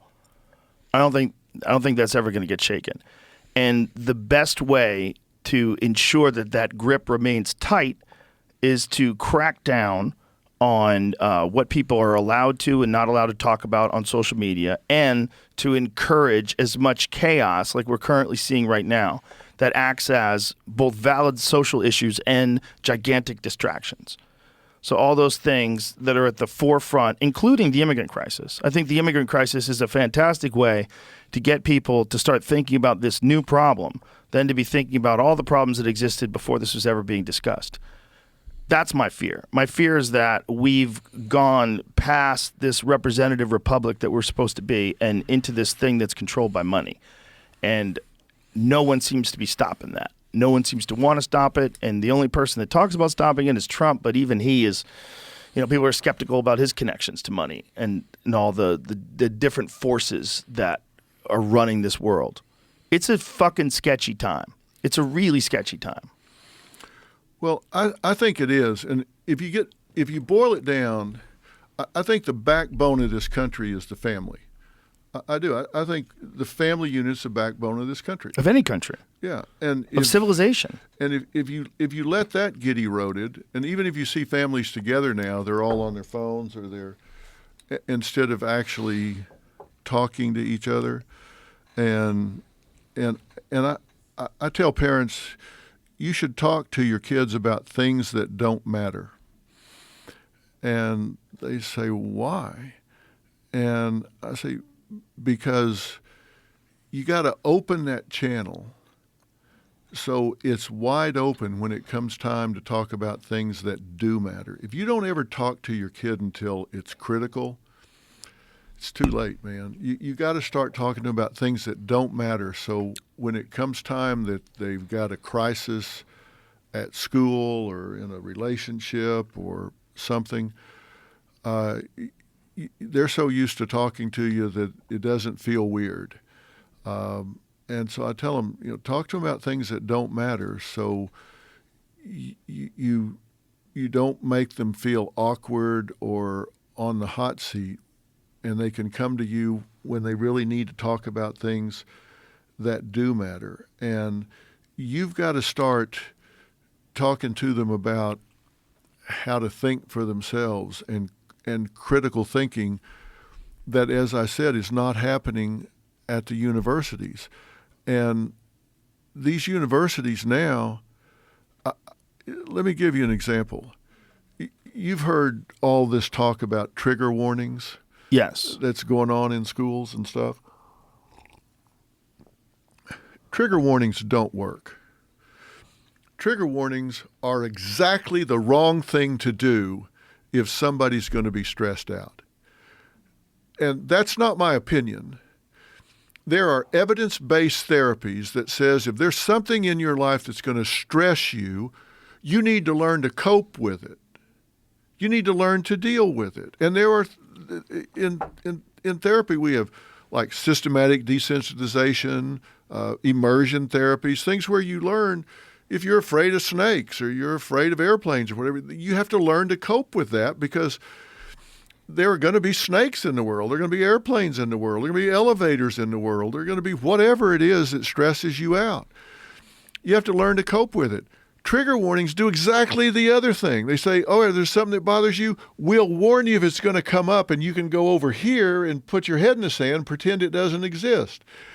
That doesn't work. What's going to happen when you get out in the world and there's nobody there to say, oh, we're getting ready to talk about something that might upset you, so you get to go in this other room and sit in the dark for a while. Yeah. You can't do that. And the research says that trigger warnings themselves create anxiety. Not only do they not lower anxiety, they create anxiety themselves. The vast majority of universities have used trigger warnings. They used trigger warnings for Romeo and Juliet, said, involves suicide. Spoiler alert. Really? So they have access to the same research that I do, which is that trigger warnings don't work, but they do it because they're virtue signaling. They want to do it because it makes them look sensitive, even though it doesn't work. If you want to make somebody feel better, you tell them the truth. You want to make yourself look better, you tell them what they want to hear. That's crazy that they're doing this. It's crazy that they're doing it in universities to people who are supposed to be learning how to experience life, at least semi-independently. You're on your own. You're there now. You're at a new place. Like, to say that this is how the world is going to be once you get out is insane. So you're not preparing them for It's the world. like you're teaching them to go on red and stop on green, and then you hand them the keys. Are you kidding me? That's exactly what they're doing. It's so strange. It's so strange that there's no pushback to this either. And they know this. When they shut the schools down for 2 years, you may remember at the time when they shut it down for a couple of weeks, I said, oh, yeah, okay. I get it. You got to get your bearings here. When it went past a couple of weeks, you may remember I came out and said, bad idea here. You don't want to do this because shutting this down is going to create more problems than the virus will ever create for these kids. I said it's going to create more, and everybody looked at me like I was some kind of heretic. Oh my God, they were saying, oh, he's crazy. What a nut. This conspiracy guy, absolutely nuts. And let me tell you who was involved in shutting this down. The Department of Education, CDC, and this is the same bunch that controls the statistics, the research and statistics that I just went over with you that said young people are at the highest levels of anxiety, depression, suicide, and loneliness since they've been keeping records.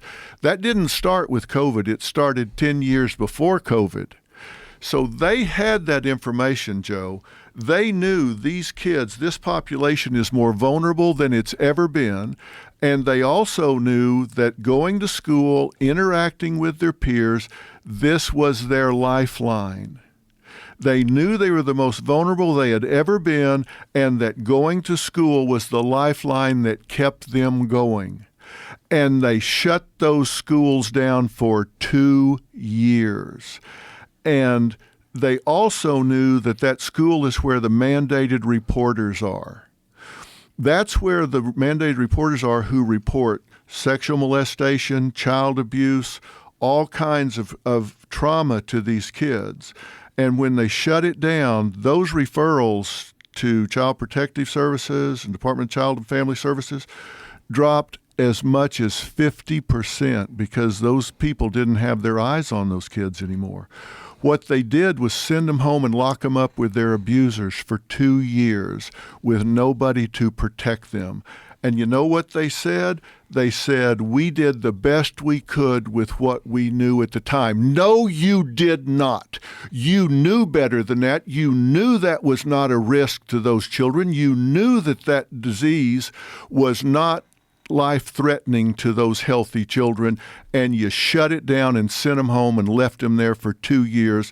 Some of them locked up with their abusers, the rest of them dealing with anxiety, depression, loneliness, and suicide. You did it because you could, and you had no plan to reopen the schools, and that's where government's getting in the way of being healthy. That's where families are getting broken apart, and that pisses me off. And it should. Why do you think they did it? What do you think the motivation behind keeping schools closed for that long was? Because it wasn't everywhere. It wasn't here. But it was in California. Oh, my God. My kids went back to school pretty quick. And there was also one of the reasons why I wanted to be here. They had a completely different attitude about what you could and couldn't do during COVID. But why would they ever want schools to be shut for 2 years? Like, what's the motivation behind it? Well, and it wasn't just schools. I mean, they wiped out thousands of family businesses that had been in business 40, 50, 60, 70 years, most of which never came back. They operated on such a small margin. Mm-hmm. They're wiped out forever. Yeah. So many, at one point in time, was 70% of Los Angeles restaurants. Yeah. And then they spent $5.5 trillion counting stimulus checks, unemployment, extended unemployment benefits, $4.4 trillion of which went into savings and checkings account, which means they didn't need it. And then when they did spend it, they spent some of it on rent and groceries, the first $1.1 trillion of it. The rest of it went into savings and checking. So they weren't living on it. They were saving it, holding on to it, right? So it wasn't necessarily needed. I think at the time, if you're a hammer, you got a new hammer, everything looks like a nail. They had this power, and here's the problem. Our lives are controlled too much by people that weren't elected. These were bureaucrats that got appointed into positions. So who are they accountable to? We didn't elect the head of this agency or the head of that agency. They just got put in that position. And so they shut things down and changed this economy forever. And those kids that went through that, they lost, a year of learning? Some of it's been made back, but they were behind to begin with. And what are the long-term consequences of that? Well, the pediatric epidemiologists suggest that millions of years of life have been lost. And I'll tell you why. Because they don't close the achievement gap educationally, which means they don't do as well in school, so they don't get as good at jobs, and the more blue-collar jobs are riskier, because they're working with their hands, they're working in places where they're more inclined to get injured or killed on the job. They have poorer benefits in lesser jobs, so diseases get diagnosed more slowly, and so they get treated later in the disease progression, which means that there's a higher mortality rate. And so that shaves more years off. And if you've got somewhere between 50 and 55 million kids in the public school system, and however many of them were affected by this, do the math. It doesn't take shaving very many years off at the end of the life to. I've seen estimates anywhere from 5.5 million to 10 million years of lives lost by the fact that they won't have the achievement that they might have had otherwise. And there are some efforts being made to close the gap, but not enough, and the gaps haven't been closed. Right now, 30% of fifth graders and about 30% of eighth graders can't read at the most basic level. 19% of high school graduates can't read at the most basic level. But yet they get progressed on because they get paid if they go to the next grade level. We got issues. Yeah. It's a great title for a book. It really is. It's very accurate. And I'm glad you're out there. I'm glad you're out there saying these things as a respected voice, as a guy that people want to listen to when you recognize the actual problems and not what everybody's just sort of parroting. Somebody needs to say this. Mm-hmm. I mean, people are picking the wrong battles. Yeah. They're picking the wrong battles. They're telling us what we can and can't say. We can't say brown bag lunch anymore. You're not supposed to say that. That's somehow bad news. You can't. I read the other day you can't say hip hip hooray anymore. Huh?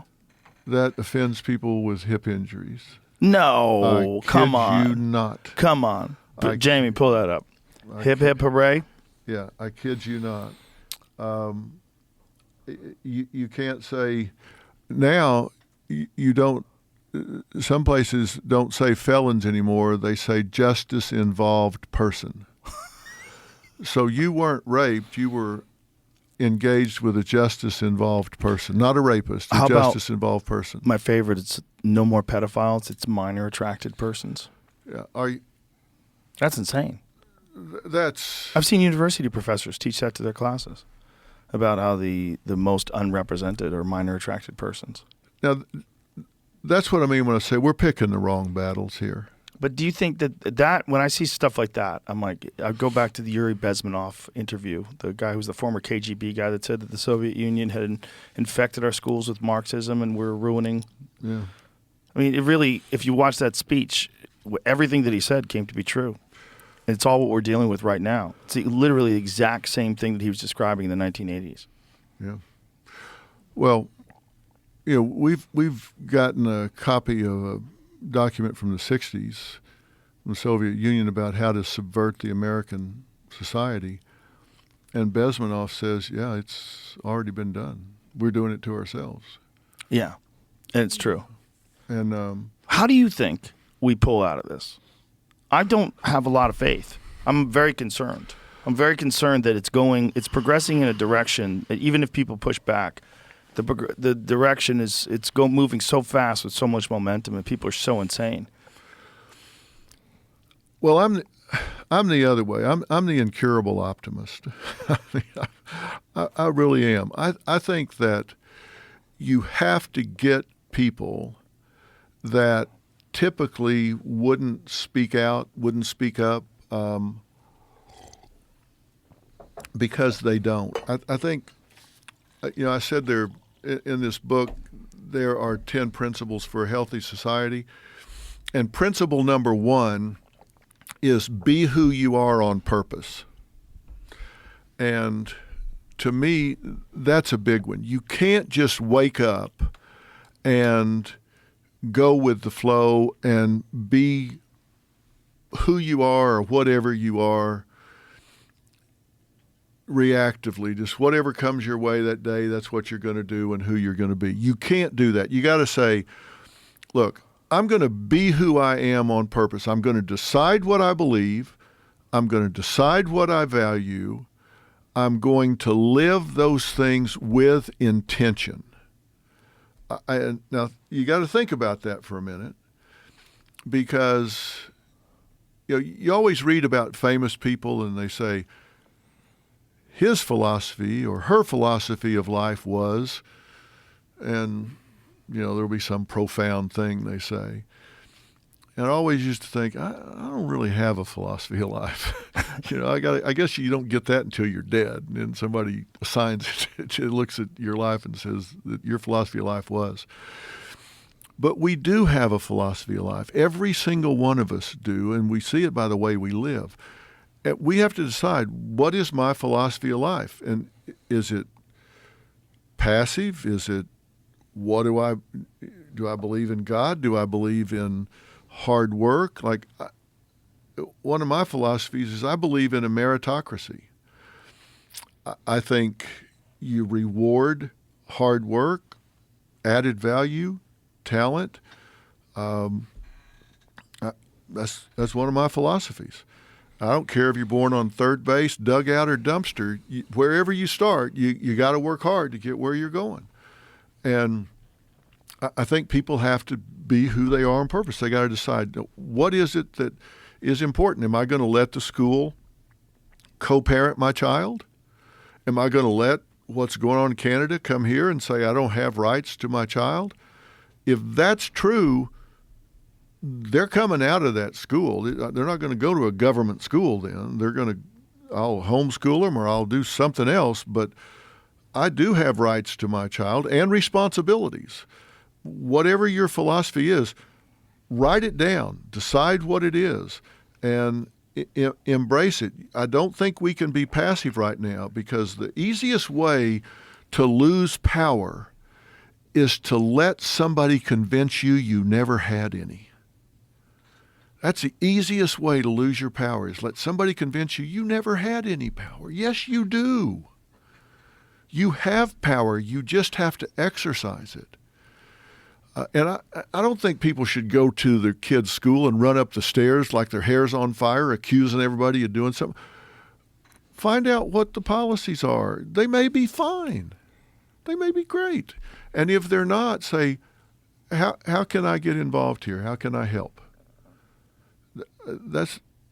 We got too many people trying to win arguments instead of solve problems. We need to solve problems. But the way they're being treated, parents, and even in this country, the distinction, the way they're describing some of these parents. Like, there was this one thing that was, what was the bill?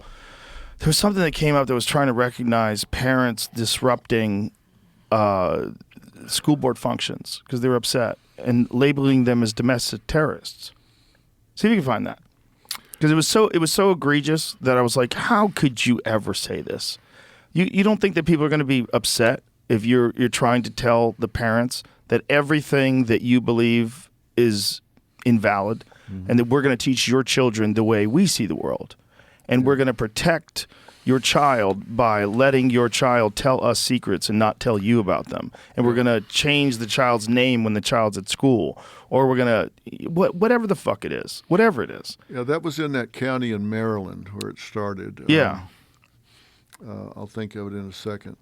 But what was the push to try to label the parents as terrorists? Yeah. There's a Attorney General, scroll to the top of the, never called concerned parents domestic terrorists. So who did? That's what it says here. This is where it started.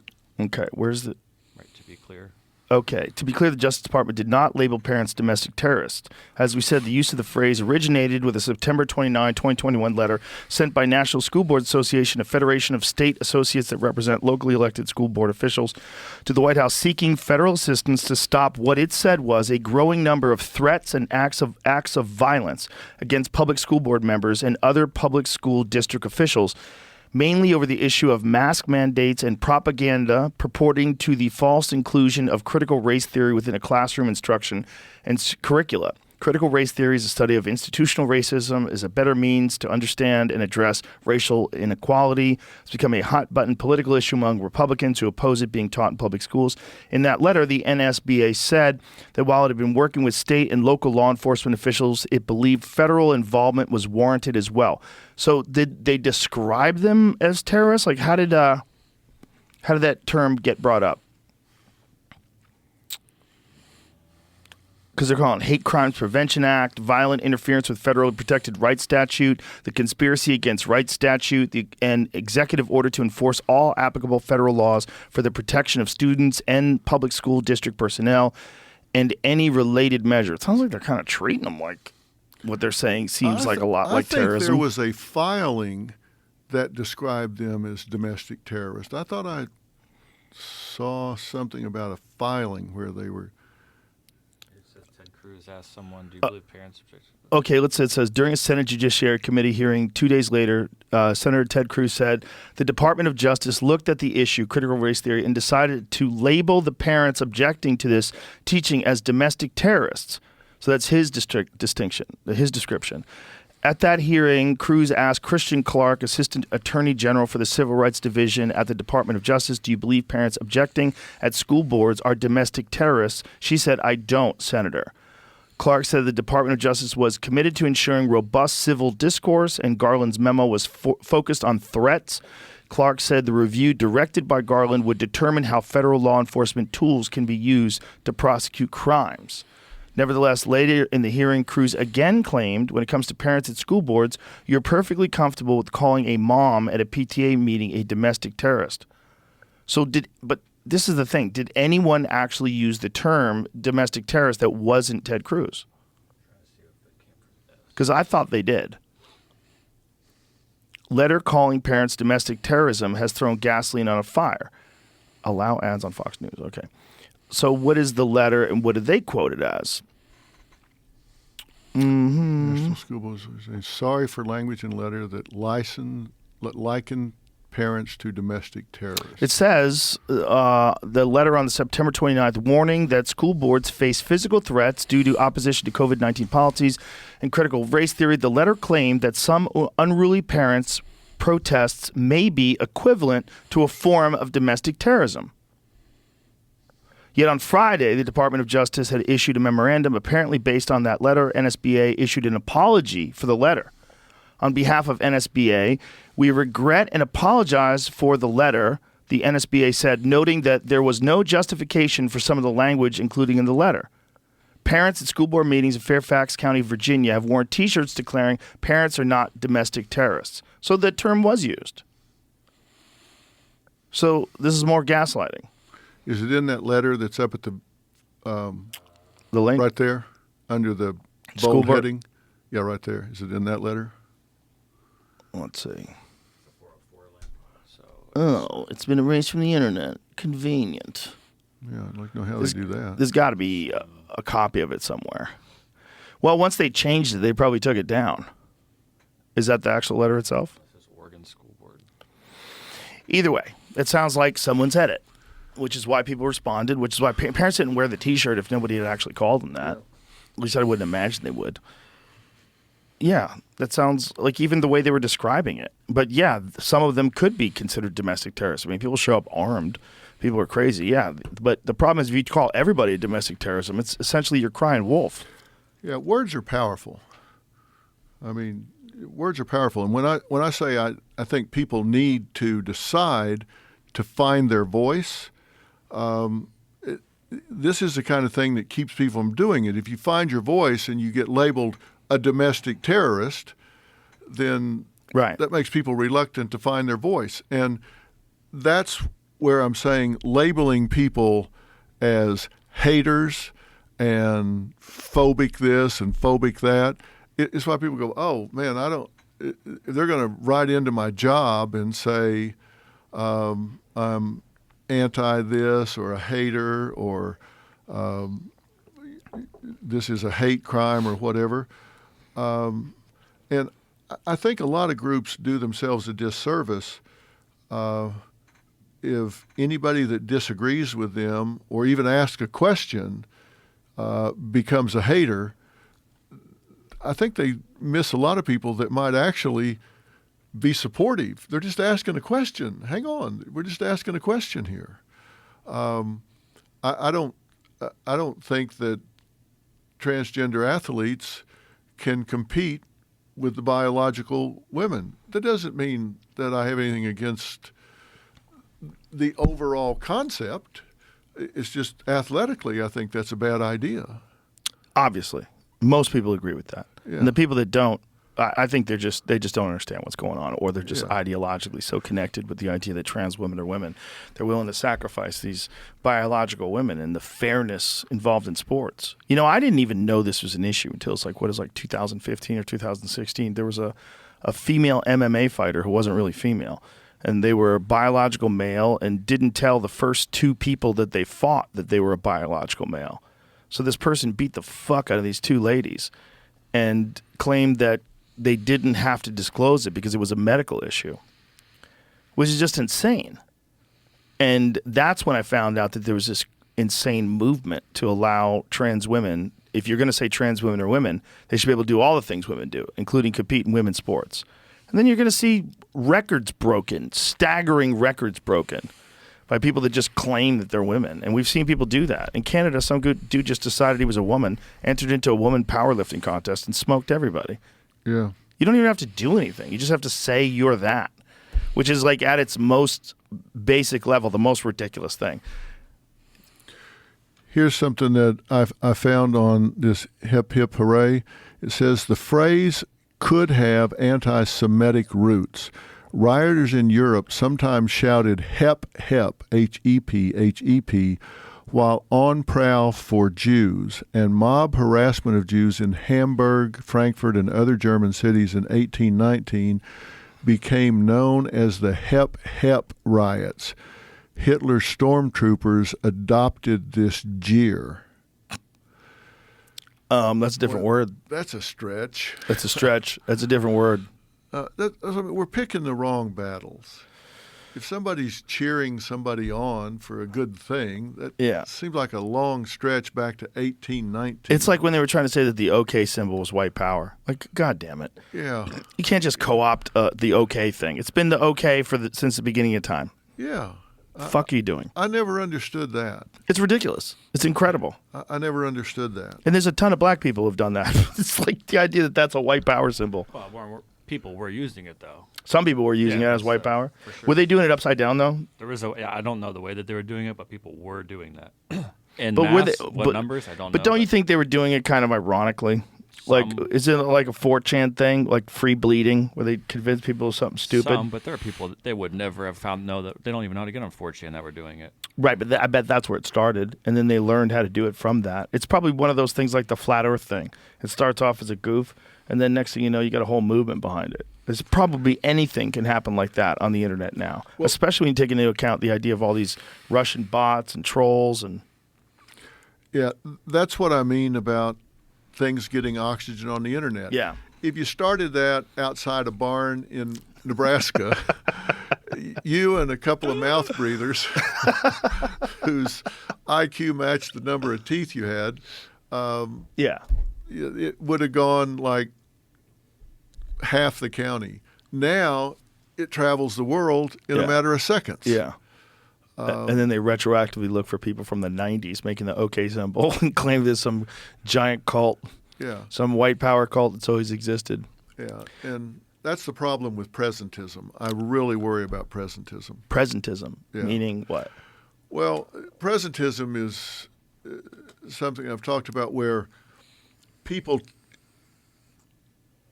hold people to current standards based on something they may have done 10 years ago, 20 years ago as an idiot teenager. And it's gone so far as to go all the way back 250 years. They go back to George Washington, Abraham Lincoln, and they want to change school names or tear their statues down now because they owned slaves 250 years ago. Was that a good thing to own slaves? No, that's an ugly thing to do ever, of course. But at the time, it was not looked at. The mores and folkways and laws 250 years ago were not the same as they are today. And they judged them because they didn't have the foresight to say 250 years from now, there will be different standards than they are now. So they judge them now based on what they did 250 years ago using today's yardstick. And that's why they're tearing those statues down now. It's called presentism. It's like if you were in a neighborhood and the speed limit was 30 and you drove 30, but then they came along and said, well, we're going to change this to 20 and we're going to give you a ticket retroactively because you drove 30. And you said, well, but it was 30 when I was driving 30. I know, but you should have known we were going to change it to 20 in the future and driven 20. So here's a ticket, Mr. Rogan. Oh, my God. That's presentism. And it's happened a lot. Why do you think they're tearing down those statues? Because of what they did 250 years ago. And I'm not saying it was a good thing to do 250 years ago. That was not America's finest hour. That was not okay. But at the time, it was the moray and folk way of the time. It was the civil. Abraham Lincoln is the one that changed it all, right? He led the charge. But yet still people say, well, not okay. And they do it now. They'll find a tweet that somebody put out or an X that somebody had put out. I guess it was a tweet then, an X now, that somebody may have written as a 13-year-old teenager. Your brain's not through growing when you're 13, but now they pick you to host some event or something. They go back and find something you said and hold you to it for the rest of your life. 20 years ago, it 30 years ago. Kind of crazy when you think of how short a time period 250 years ago was. That's what's really wild, is how much things have changed in a relatively short amount of time when it comes to human history. It's a rapid amount of change, almost unstoppable amount of change. Most of it's good. Most of it is good. It's going in a good direction. But a lot of this shit is overcorrection.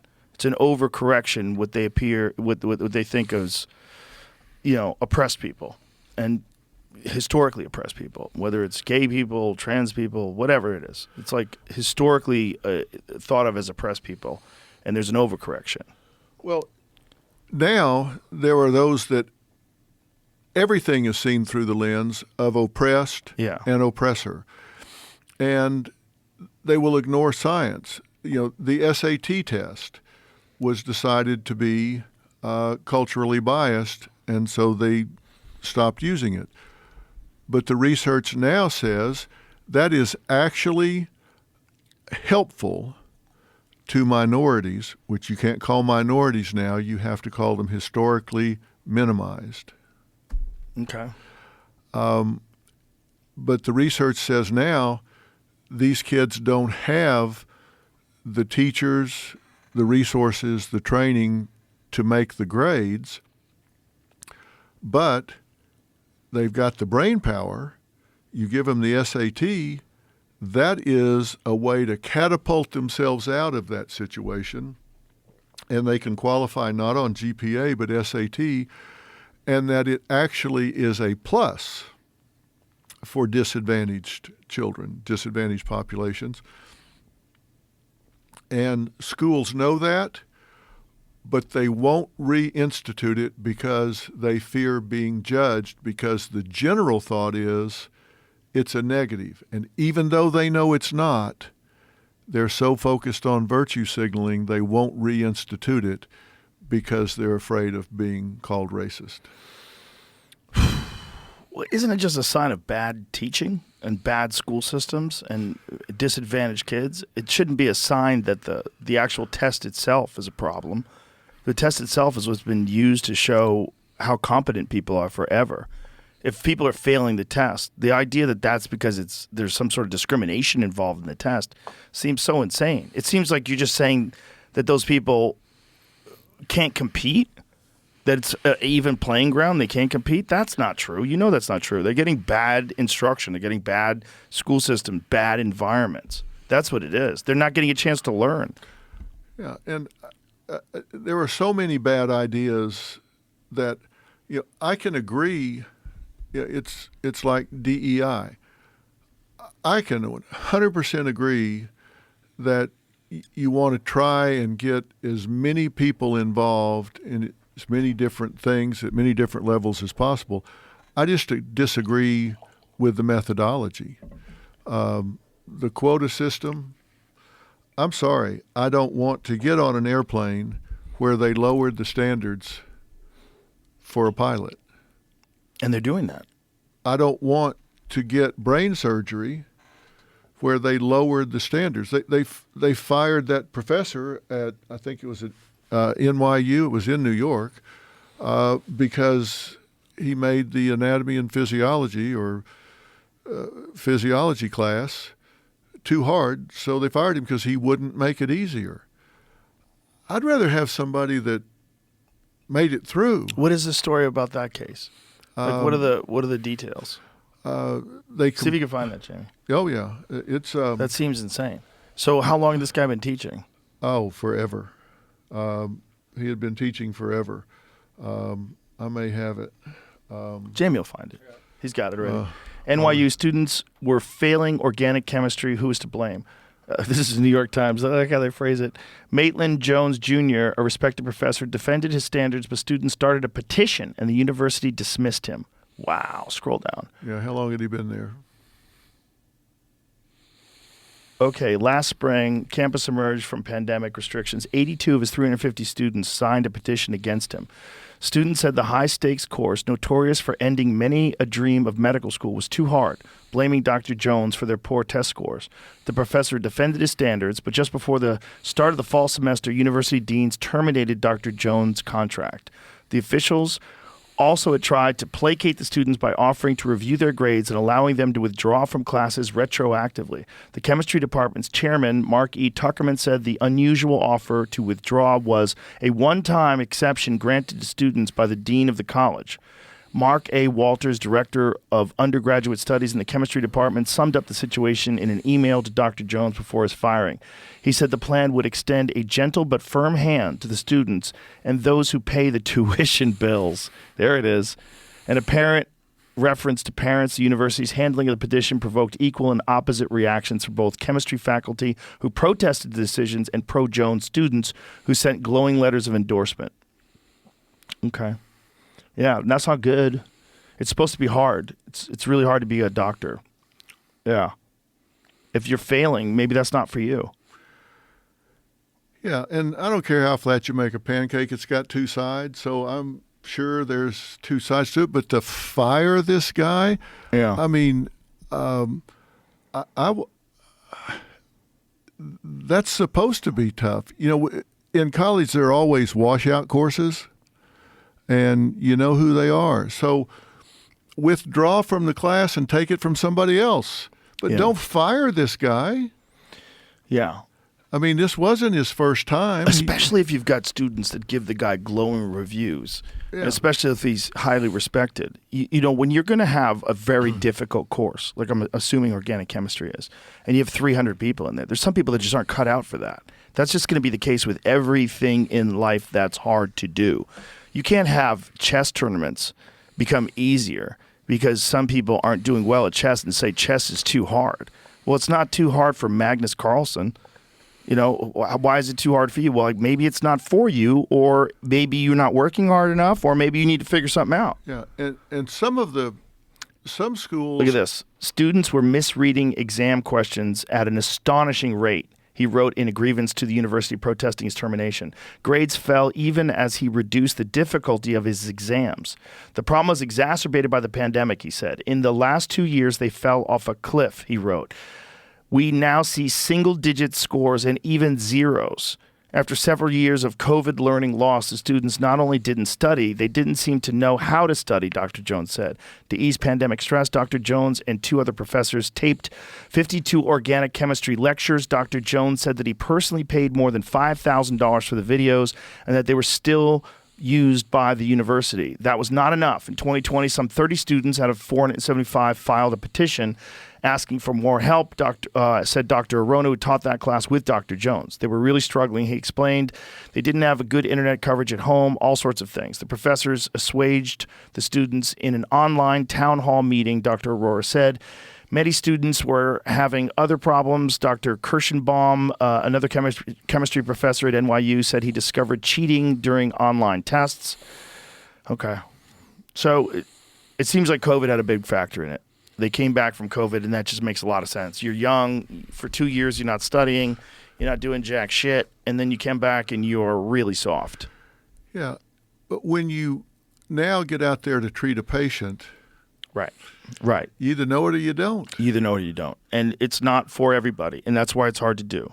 I had a buddy of mine who was an ophthalmologist, and he told me the lowest point in his life. He was doing his residency. He was on the toilet with a tray on him, like a food tray. So he's eating while he's on the toilet, and he fell asleep, and his buzzer went off because he got called back into work. So this guy was working such fucking insane hours. I mean, he's like, I just didn't know if I could keep going. And that's what residency is like. When you talk to doctors, you can tell people, when they're going through their residency, it's insane, the amount of hours. It breaks people. Yeah. You got to know that this is what you're signing up for. Yeah. It's a very hard job. I did an internship at a 1,200-bed psychiatric hospital. And Woo! I tell you, if you don't see it there, it doesn't exist. And you should write a book on that. Yeah, sometimes it was just marathon. And but I mean, that's where you cut your teeth. I mean, that's where you figure it out. You see everything. If it was easy, everyone would do it. Exactly. With everything in life. Yeah. Everything that's hard. And, one of the things I talk about here is develop consequential knowledge. Consequential knowledge is something you learn, something you develop, where they can't replace you by noon tomorrow. You got to have a skill set. And it could be setting fence posts. It can be fixing a copier. It can be fixing a computer. It can be a brain surgery. Making tables. Whatever. But whatever. It's something that they can't replace you by noon. If you don't have consequential knowledge, you're making a big mistake. You got to find something you're passionate about and some skill set, knowledge set that is specific to you that they can't replace you by noon tomorrow. And people out there that are hearing this that are frustrated, like, oh, that's easier said than done. Yes. Yeah, damn right it is. Yes, it is. It is. Yeah. And that complaint is the one that infuriates me the most. Like, it's not that easy. You're right. It's not that easy. It's really fucking hard. But it can be done. And it might not be done by you. It might be done by one of your friends. Yeah. It might be done by some people that you know that worked harder than you. And that lets you know that that's real. And you're supposed to be able to learn from that. Yeah, but this idea of equality of outcome is insane. It's insane. That's what so many people on the left and so many college professors right now are talking about the goal needs to be equality of outcome. We don't even have equality of opportunity. That we can work towards. Right. We need to do a better job. That should be the number one priority. That we should try to level playing field on equality of opportunity. Yes. But we'll never get equality of outcome. Because you never get equality of effort. No. If somebody wants to sit home in a beanbag eating Cheetos, that's not the same as somebody that sits on a toilet with eating their lunch, falling asleep. Also, we're not all the same. No. There's no way we can get equality of outcome. It's just not going to happen. There's people that are fucking smarter than you. That works until you run out of somebody else's money.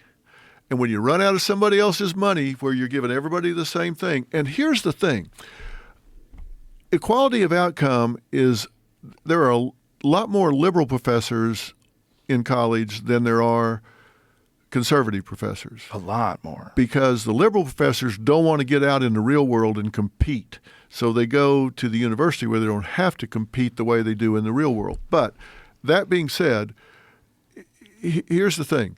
If you are going to an Ivy League school, and so you're paying $200,000 for this elite education, and then they teach the goal is equality of outcome, then why do I need an elite education?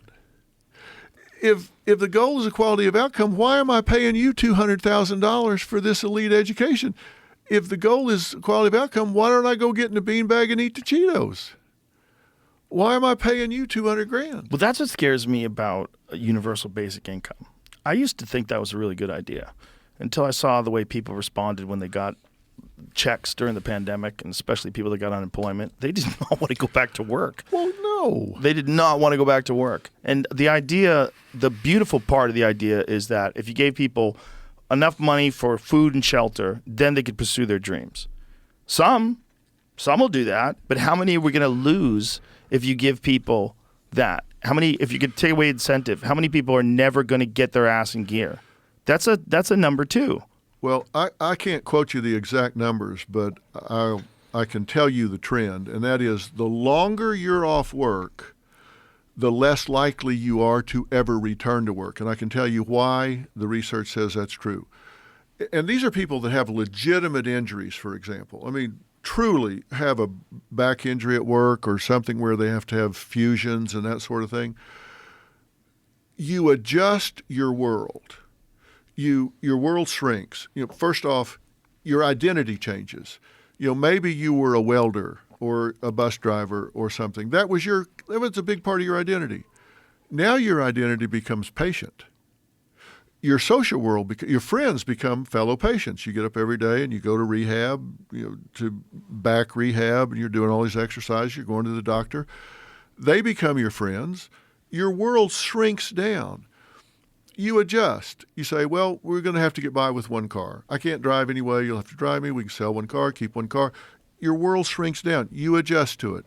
You're still watching your football team on the weekends on TV.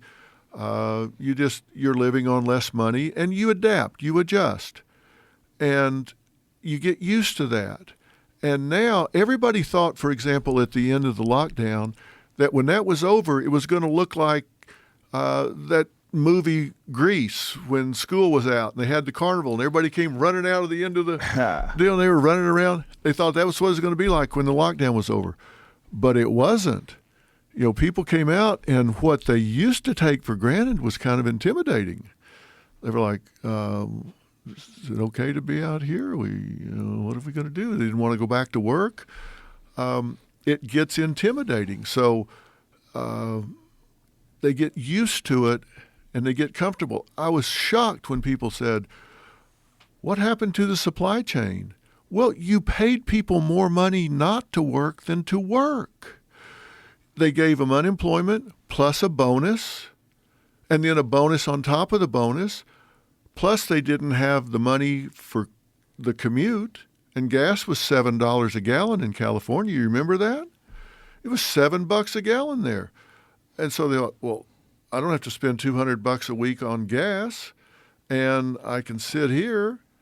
Well, that's what happened to the supply chain. Nobody wanted to work. Their world shrunk down.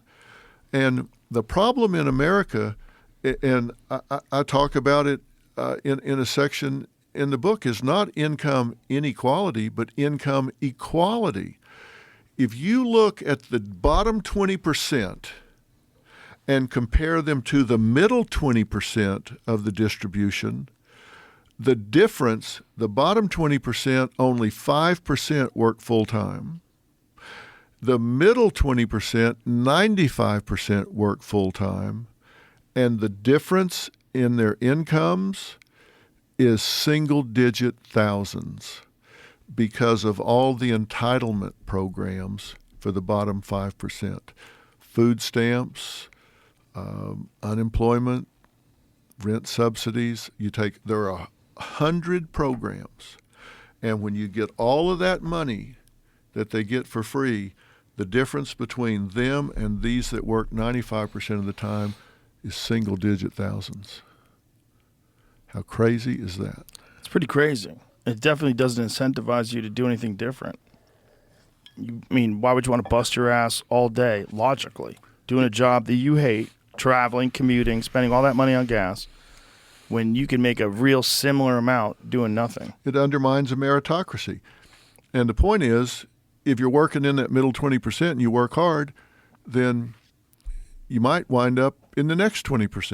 And now all of a sudden, there's a bigger difference. And That's why we've got all of these quiet quitters and lazy girl jobs and all that stuff out there that's really taken off on the internet. What's ironic is it infested tech platforms. And then tech platforms like, hey, we got to fire everybody. We got to fire so many people. They're firing so many people. The tech layoffs are bananas. Yeah, and it was just on Friday, Paramount laid off like 900 people. What are they going to do? It's like 950 people, 850 people, something like that. And then there's the journalists. Yeah. LA Times just laid off a bunch of people. People are dropping like flies. Sports Illustrated closed down. Yeah, and now you're going to have AI doing a lot of those jobs. A lot of those jobs, especially jobs you have to write a story on something. Yep. Easy. Write a story on Dr. Phil's new network. Write an essay. Easy. Yeah. It'll come up in seconds. Perfectly worded. Yeah, and here's a question that I'm going to have to face is, let's say that ChatGPT uploads 10 of my books and 1,000 hours of my TV shows. Right. And then answers a question, what would Dr. Phil say about this? And from all of that, I'm guessing they get pretty close. Yeah. Is that copyright infringement or not? They're not quoting me. Right. But it trained their algorithm, whatever it is, their AI to talk like you. Yeah. Yeah. And then they could have you actually doing you. Yeah. You know? Now that would be using, maybe not. For now, but, if it's tracked all the way back to Nigeria or somewhere where you can't do anything about it. And if you get somebody like me I've got like 3,500 episodes, you've got, what? 2,000 something. 2,000 episodes. I mean, they could take us, Easy. Upload us. They don't need us. They don't need you anymore. We're worthless. We're obsolete. And they can change your perspective on something if they wanted to. Yeah. Like if they wanted to have, people listen to Dr. Phil, let's have Dr. Phil say something wacky. Yeah. Yeah. They used to do that with soundboards, on the disc jockeys to do funny stuff and stuff. Yeah. It was funny at the time. Yeah. This now could be serious. And coming into an election year, what if they get close to the election and do a deep fake with one of the candidates saying something outrageous like, hey, some stuff has come out about me that you're going to hear soon, and I'm dropping out of the race, so don't waste your vote on me. And they drop that so late that the real candidate doesn't have a chance to counter it. Yeah. It could actually drive the election outcome. Yeah, it really could. It's spooky times, sir. Yes, it is. I'm glad you're out there, though. I really, really appreciate your perspective and your willingness to say these things, because I know there's a lot of pushback and people get pretty crazy. Well, they do, but, I let both sides talk, and I'm sure I'll get criticized for that, but this new network is... Where's it going to be? How can people access it? We'll announce all that as soon as we get our channel assignments in the next week or so, and I'm going to be on there. Nancy Grace is on there. Bear Grylls is on there. Mike Rowe is on there. Robin's going to have a show real on network. there. It's a real network with That's amazing. A lot of original programming. 4 hours of news every day. I'm really excited you're doing this. We've been calling for something like this to happen for a long time. You're the perfect guy for it. Yeah, and it's all going to be just straight up talk. But you won't be able to not find Merritt Street. We'll be on every cable system, we'll be everywhere. Beautiful. We'll have our own channel, and it's 24/7. And we've got issues is really the blueprint for the network, because it's all going to follow the same straightforward, science-backed, fact-based. So it's not really people tell me how they feel. I don't really care how they feel. I barely care how I feel. What matters is what is. It matters what the facts are. That's what matters. It doesn't matter how I feel or they feel. It matters what is. Yeah. Doesn't somebody need to get back to the facts? Well, you're the man for the job. Yeah, I hope so. I think so. I'm going to give it hell. And, I know you are. And the audio book comes out the same day, so if people don't want to read it, they can listen to it. Beautiful. When is it out? February 27th. Is it right here? We're coming to you live from February 19th, so next week. Pick it up, folks, and prepare yourself for the network. I'm very excited. We'll help you promote it. All right. Appreciate you, brother. You always Thank do. you very much. You're the man. Thank you, Joe. Bye. Bye, everybody.